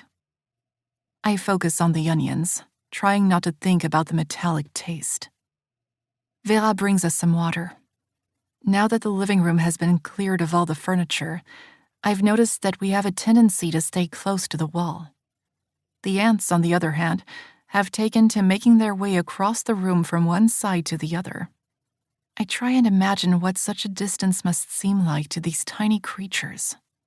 They march in 2 columns, as far as the piece of shriveled lemon, then around and back again to where they started. I read on the internet that ants spend the winter deep underground. It's weird them being here, don't you think? I say to Vera. She doesn't respond. We sit as close as we can to the hearth. The chimney is drawing so well that even the heat gets sucked upward. We eat some of the candied mandarins, chewing each bite for a long time. They're tough. Vera retreats into herself, her chin on her knees. She keeps clearing her throat. Swallowing irritates it. Absurdly, I think how strange it is for someone who doesn't speak to be unwell here. She pulls a packet of painkillers from her pocket and holds it up for me to see, then writes with a fine-nibbed felt tip on the label. I'm stuffing myself with these. I try not to laugh out loud at her using the expression stuffing herself. She wants me to try one too. The tablet coats my tongue, makes it feel cold and heavy. Vera doesn't need to use her tongue to articulate. I'm sure there was a time when I used to be envious of her silence, but I can't remember when that was. You shouldn't lie on the floor the way you do. Vera protests. I insist. She gets annoyed. Okay, I sigh. You have the last word. She writes something. Her last word, I think. Uttered at the age of 6. What was it? Something banal, probably. No, why? Okay. Our first words are eagerly awaited, recorded for posterity. My friends with children make a ridiculous fuss about their offspring's utterances. But our last ones, The last word. Something we always want to have. We never want to hear it from anyone else. But however hard I try, I can't remember the last thing she said. My memories of the days when Vera was still speaking are nothing but a jumble of impressions of the two of us and the world we lived in. I realize that now, even when I try and have a conversation with Vera in my head, she doesn't speak. Vera hands me a scrap of paper. I take cold showers for your benefit, to protect you. Protect me from what? I ask bluntly. I didn't realize I was using up all the hot water. I feel bad now about spending so long in the shower. Vera puts another log on the fire, throws the information leaflet for the pills into the flames. Do you think you'd have an accent? I ask playfully, and then add, if you started speaking again one day, I mean. She makes a sound like a donkey braying. Then she writes on the floor with a charcoal pencil that's worn down to such a fine point, she seems almost to be writing with her fingernails.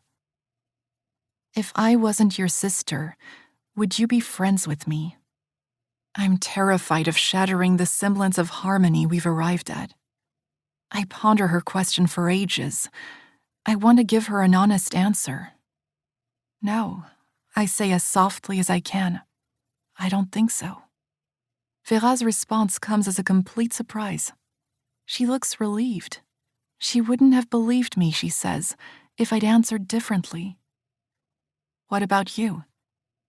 She collects up the scraps of mandarin peel, makes a face, gives a disgusted look, and sticks out her tongue at me, but her eyes are smiling. The alcohol is making us pleasantly tipsy. I go into the bathroom to wash my hands. When I come out, Vera is standing first on one leg, then the other, moving her weight slowly from side to side, eyes closed. A performing bear, paws up, heavy-footed, balancing precariously. I place my hands on her waist, trying to follow her rhythm. Her bracelets clink together. I pick up the pace a little, try and get her to move with me. She falls into step. I press down on her hips. She bends her knees. I fling her away. She jumps, makes a half turn, arms wide, lands on one leg, the other leg raised behind her, head held high, her trousers all covered in dust. She holds the position for a few seconds, lowers her foot to the ground, curtsies and bows her head low, like a dancer. November 13. The garbage dump is just outside Nontron, a 30-minute drive from our house. The road takes you through the forest and past plowed fields until you get to the concrete wasteland of the industrial zone. Smoke from abattoirs rise high into the pale sky. Vera and I are in the orange van, all piled up with boxes. Octave has gone ahead with our furniture. There's a chill in the air, the coldest it's felt since I've been here. Swan comes running over to us as soon as she sees us. From what I know of children, she seems tall for a 5-year-old. Pointed chin, hamster-like profile, raincoat in the same shade of green as Octave's. Pretty, like her mother probably. How much does it hurt? She asks Vera, pointing to the bandages. They know each other. Vera makes a face to make her laugh. Swan covers her eyes in sympathy, then shyly hands me a greasy package. Italian cornetti. She points out the different flavors. Plain, almond cream, jam, hazelnut. We can eat them later, Octave calls out from the trailer, shouting into the wind. His voice is drowned out by the sound of a truck pulling up. All 4 of us stand there, open-mouthed for a few moments. The truck backs up against the container for scrap metal. The back of the truck rises, and with a thunderous roar, the contents come crashing down. Swan blocks her ears. A mechanical arm, controlled by a man in a cabin that overhangs the container, breaks up the material and piles it all up for the bulldozer that shoves it all toward another container. Yellow machines, blue containers, colors that strike a false note. fairground colors. They seem out of place here, amid the din of destruction and the stench of decay. At the far end of the site is an area where items in good condition are stocked, for people to help themselves. If no one takes them, they're sent to charities that make good use of them. Octave says we've chosen a particularly busy day to come here. The site is closed most of the time. Today is the first open day in a while. Cars line up. Lots of men on their own, boots, winter shirts, avoiding eye contact. I can see one couple, a family. A large woman, walking heavily, placing one foot, then the other, making a visible effort. A man with gnarled hands is throwing out some empty cans. He peers inside them first, as if to make sure they're really empty. Most people work quickly, vaguely ashamed, hurrying to move on and let the next car in. When our turn comes, we too work fast. We form a chain, pass cardboard, plastic, keeping an eye on Swan. Octave lifts with ease, his powerful body responding to whatever commands are running through his head. Vera and I work mechanically. I try and follow Octave's example, not stopping to think about the furniture being thrown into the dump. Amputated armchairs, broken tables, portraits of strangers. Swan walks toward us. It looks like monster soup, she says. I dump a bag of china onto a mattress. The great mechanical teeth descend. We draw back. Was that all in the cave? Swan asks. It's not a cave, it's our house. I look over at Octave. He's all innocence. Octave says the doves are going to come back to the pigeonnier. Pigeons, I say, correcting her. Or doves, Octave says. Pigeons, doves, they're all part of the Columbidae family. Columbine, says Swan. That's the statue. The statue in the pond? I reply. She nods. Have you ever been in a cave? I ask her. No. Would you like to visit one? She opens her eyes wide. I think for a moment. We're not far from the Grotte de Villars. I know it's the only cave in the Périgord region to have stalactites and stalagmites, as well as prehistoric paintings. My father did some work there 20 years ago. I remember an underground cavern with slender stalagmites. My father referred to it as the candle room. I Google it to check. It closes tomorrow for the winter. I mention it to Vera. She's busy throwing paper away. She pauses for a moment, surprised. Why not? Then she asks me to help her with the posters. The tarpaulin didn't give them enough protection from the rain. They're disintegrating into brightly colored lumps. Before long, our hands are coated in sticky mush. Swan comes to the rescue, using a piece of cardboard to scrape our fingers clean. Our school notebooks have grown stiff. The pages crumble, their texture somewhere between clay and parchment. Luckily, the books were underneath them. They're in much better condition. We'll still be able to give them away. What are those mandala things anyway? The ones you were drawing on the posters? I ask Vera. She writes on a bit of card, her words aggressively underlined. They're not mandalas, they're flowers. Flowers that blossom in winter. The depot section is not quite so noisy. People unfold items of clothing furtively, pick up the dishes, test their weight. As soon as we deposit our chairs, they're claimed by a man with 2 children.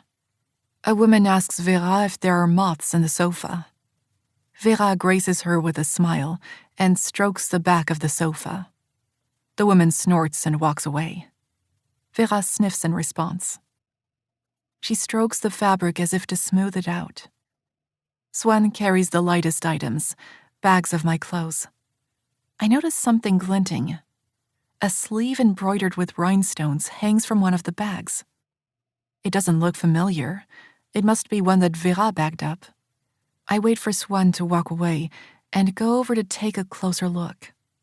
My skating outfits, rolled up carefully. I run my fingers over a pair of tights. They're still as soft as ever, but my fingertips catch them a little. My skin, rough from the cold, flaking around the nails, forming tiny little hooks. "Do you want them?" A woman is glaring at me, the one I noticed earlier with the heavy legs. I fold the tights back up, say I was only looking at them. She grabs them and whisks the whole bag away. In my mind, the cave is always crowded with visitors. It was always summer when we went as children. But today we seem to be the only ones here, apart from one other group, a family with 3 children. We wade through mud to get to the ticket office from the unpaved car park. Audio guides, no humans. Next to the ticket office, there's a film being shown, explaining how the terrain in this region was formed, how the caves were gouged out by underground rivers. To go down into the caves, you walk along a tree-lined path and then enter a stone corridor lit from below. The audio guide, a woman's voice, welcomes us to the belly of the Dordogne, the cradle of prehistory. Swan walks ahead of me, between Octave and Vera. I feel a sense of responsibility. I really want her to like this place. The other children stare at Vera's dressings. Their father orders them to apologize to the lady. I don't like hearing Vera described as the lady. I want to say something, but Vera signals to me to let it go. It's not important. She starts play acting, pretending to be a mummy and making the children giggle. Then she goes into making animal noises. The mother tells us to shush. The audio guide instructs us not to touch anything. Octave bends down to show Swan a stalactite hanging in front of the cave wall. She nods. I whisper to Vera, "Does she remember our stalagmite game when we were little?" She knits her eyebrows. "We used to spit on the ground," I say. "Our father would get cross." I remind her of the caves at the Gouffre de Padirac. She waves her hand. Of course she remembers the gouffre, but the game, she can't picture it. She wants me to be quiet. She's listening to the audio guide. It's talking about the cavers discovering the site during the 1950s. I turn mine off. Something is still bothering me.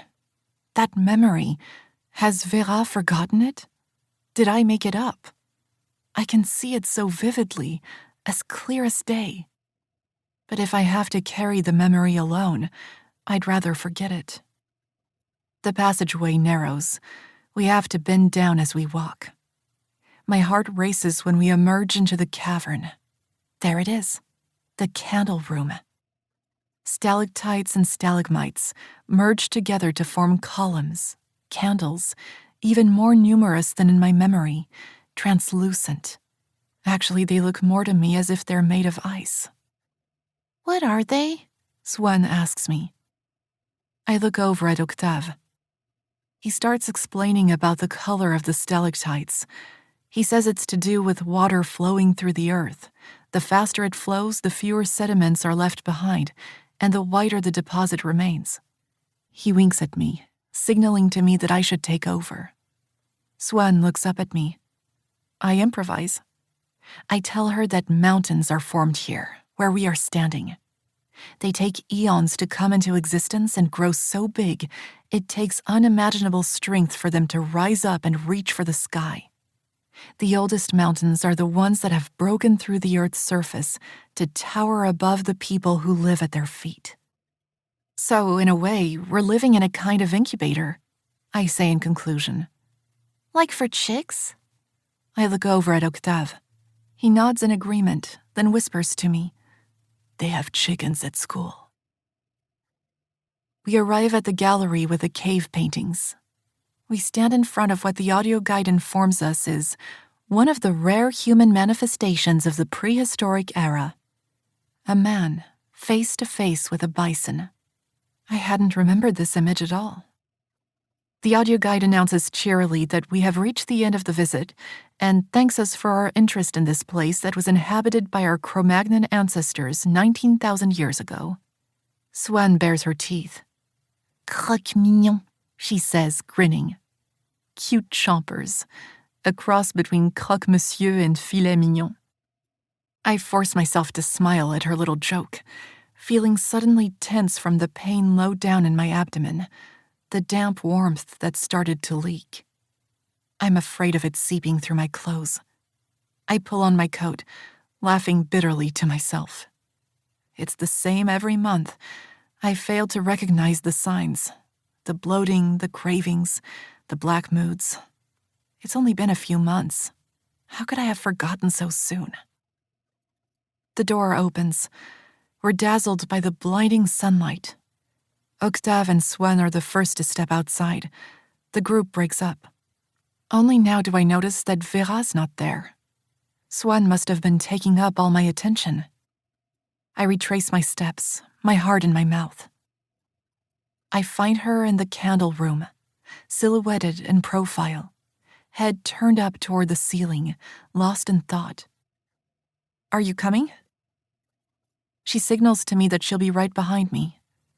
I walk slowly back, listening for her footsteps behind me. Suddenly I turn around.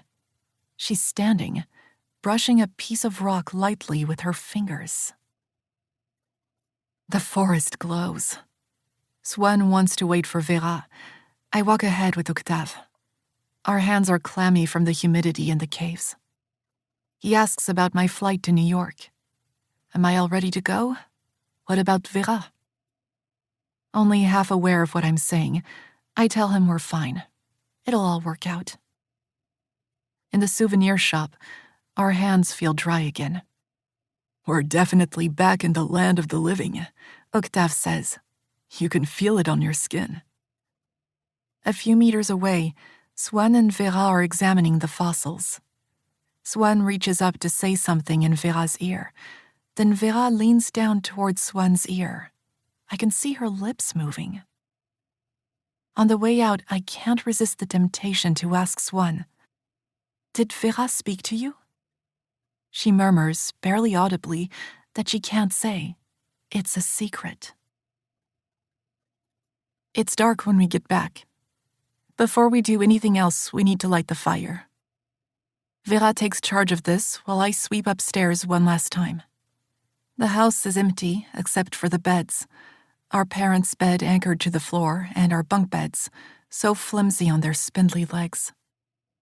A bee lies dead beside the door, its wings turned backward. I sweep it into the dustpan with all the others and dump them all in the compost. As I work, I keep repeating to myself like a mantra. I don't owe you anything, Papa. I love you, Vera, and I don't owe you anything. I love you both. I owe you nothing. The hot water only lasts for 3 or 4 minutes. We shower together, wedged back to back. The water shoots out in sudden spurts. The hardest thing in the narrow shower cubicle is washing our hair. Raising our arms means we have to move closer together. My buttocks brush against Vera's. "Sorry," I mutter. Vera puts her clothes back on. She wears a bra all the time.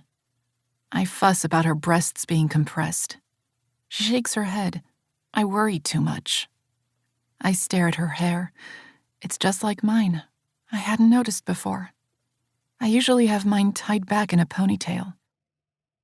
Now that we both have our hair down, I can see the similarity. Hair like cotton wool. I've brought our blankets downstairs and rolled them up with a survival blanket to make a nest for us. We spend the evening in it, melting the leftover bits of cheese onto bread rubbed with garlic. The fat drips onto the fire and creates a mini fireworks display. We roast some chestnuts, the smell gradually filling the room. I stroke their soft skin and enjoy the comforting sensation on my stomach of the hot water bottle that Vera's prepared for me. Vera goes to brush her teeth, and I stretch out on the blanket. My phone vibrates. Irvin. He misses me. He'll be there to meet me tomorrow.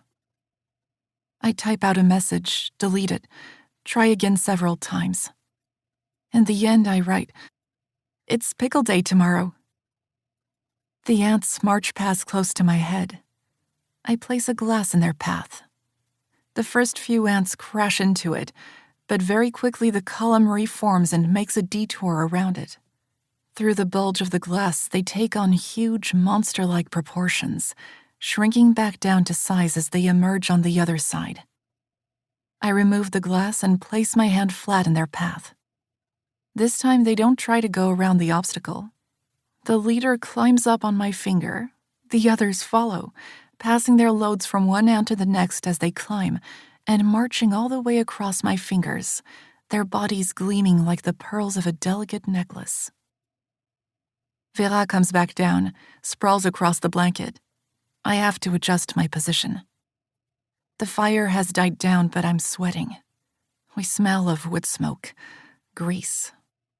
I get up to go and find something to change into. The kitchen window is open. It doesn't close properly. I try and wedge it shut. Outside, a creature yelps. The sky looks stormy. Wind in the alder trees. My cramps have gotten worse. I reheat the hot water bottle. Vera doesn't seem to be sweating. She's lying curled up in a ball, knees to chin, her body solid as a rock. She's moved over to make space for me. I try and get back to sleep. After a few moments, I feel a slight quivering at my back. I turn over, touch my hand to her shoulder. My hand is hot again, dry. The shaking stops, then starts up again, more intensely. Vera draws her knees in tighter to her chest. I stroke her cheek. It feels damp. I move my hand down to the curve of her hips, press lightly. Vera places it on her stomach and folds my hand in hers. We lie there for a long time, not moving. Spasmodic gulps give way to long, deep breaths. Vera's hand flops back down. She draws it up to rest close to her neck. Rain spatters against the window pane. November 14. Late morning, milky sunlight. Wind-blown leaves have covered the statue, obscured her grainy skin. Only her face remains visible, turned toward the water. Vera and I kneel beside the pond, wondering if this is all a dream. Beneath the surface of the water, plants coil together. A shape emerges, like a clover leaf the size of a face. We've never seen it in this pond before. The green shines so vividly against the peat, it seems phosphorescent. Bare trees, their reflections shimmering, clothed in green, as if they're trying on their new leaves for spring. Vera stands up. Suddenly, just at the spot where the statue's gaze is focused, the water turns cloudy. We watch as the key to our house sinks, its descent barely slowed by the fresco of leaves waving beneath the ripples that stretch in ever-widening circles all the way to the water's edge, shaking the image of the chateau on the hill and making it tremble. My father would have us believe that nothing was reflected in the blackness of the pond, not even the stars. I know, of course, that he was making it up. All bodies of water cast reflections of the universe when light shines on them. Vera and I are so unsettled by the vision of these leaves in the water that we both look up together and gaze at the trees, the hillside, the chateau, as if to confirm that they really are there. My sister takes my hand as I stand up alongside her. Is she steadying herself or offering to support me? One way or the other, I'm certain she is thinking the same as I am. It's time to leave. Go back to the house, pick up our suitcases, embrace one another on the steps, and go our separate ways. We will close the door for the last time and go down the hill, leaving the house unlocked, the shutters open, curtains undrawn. Our house is not a ruin. It never will be. Its stones will be used again to provide, as they always have, a place of shelter. And as we leave, the image of the pigeonnier will be there still, reflected in the pond, a watchtower guarded by those to whom we turn to bid farewell. The Old Fire, a novel, by Elisa Shua Dusapin. Translated by Anissa Abbas Higgins.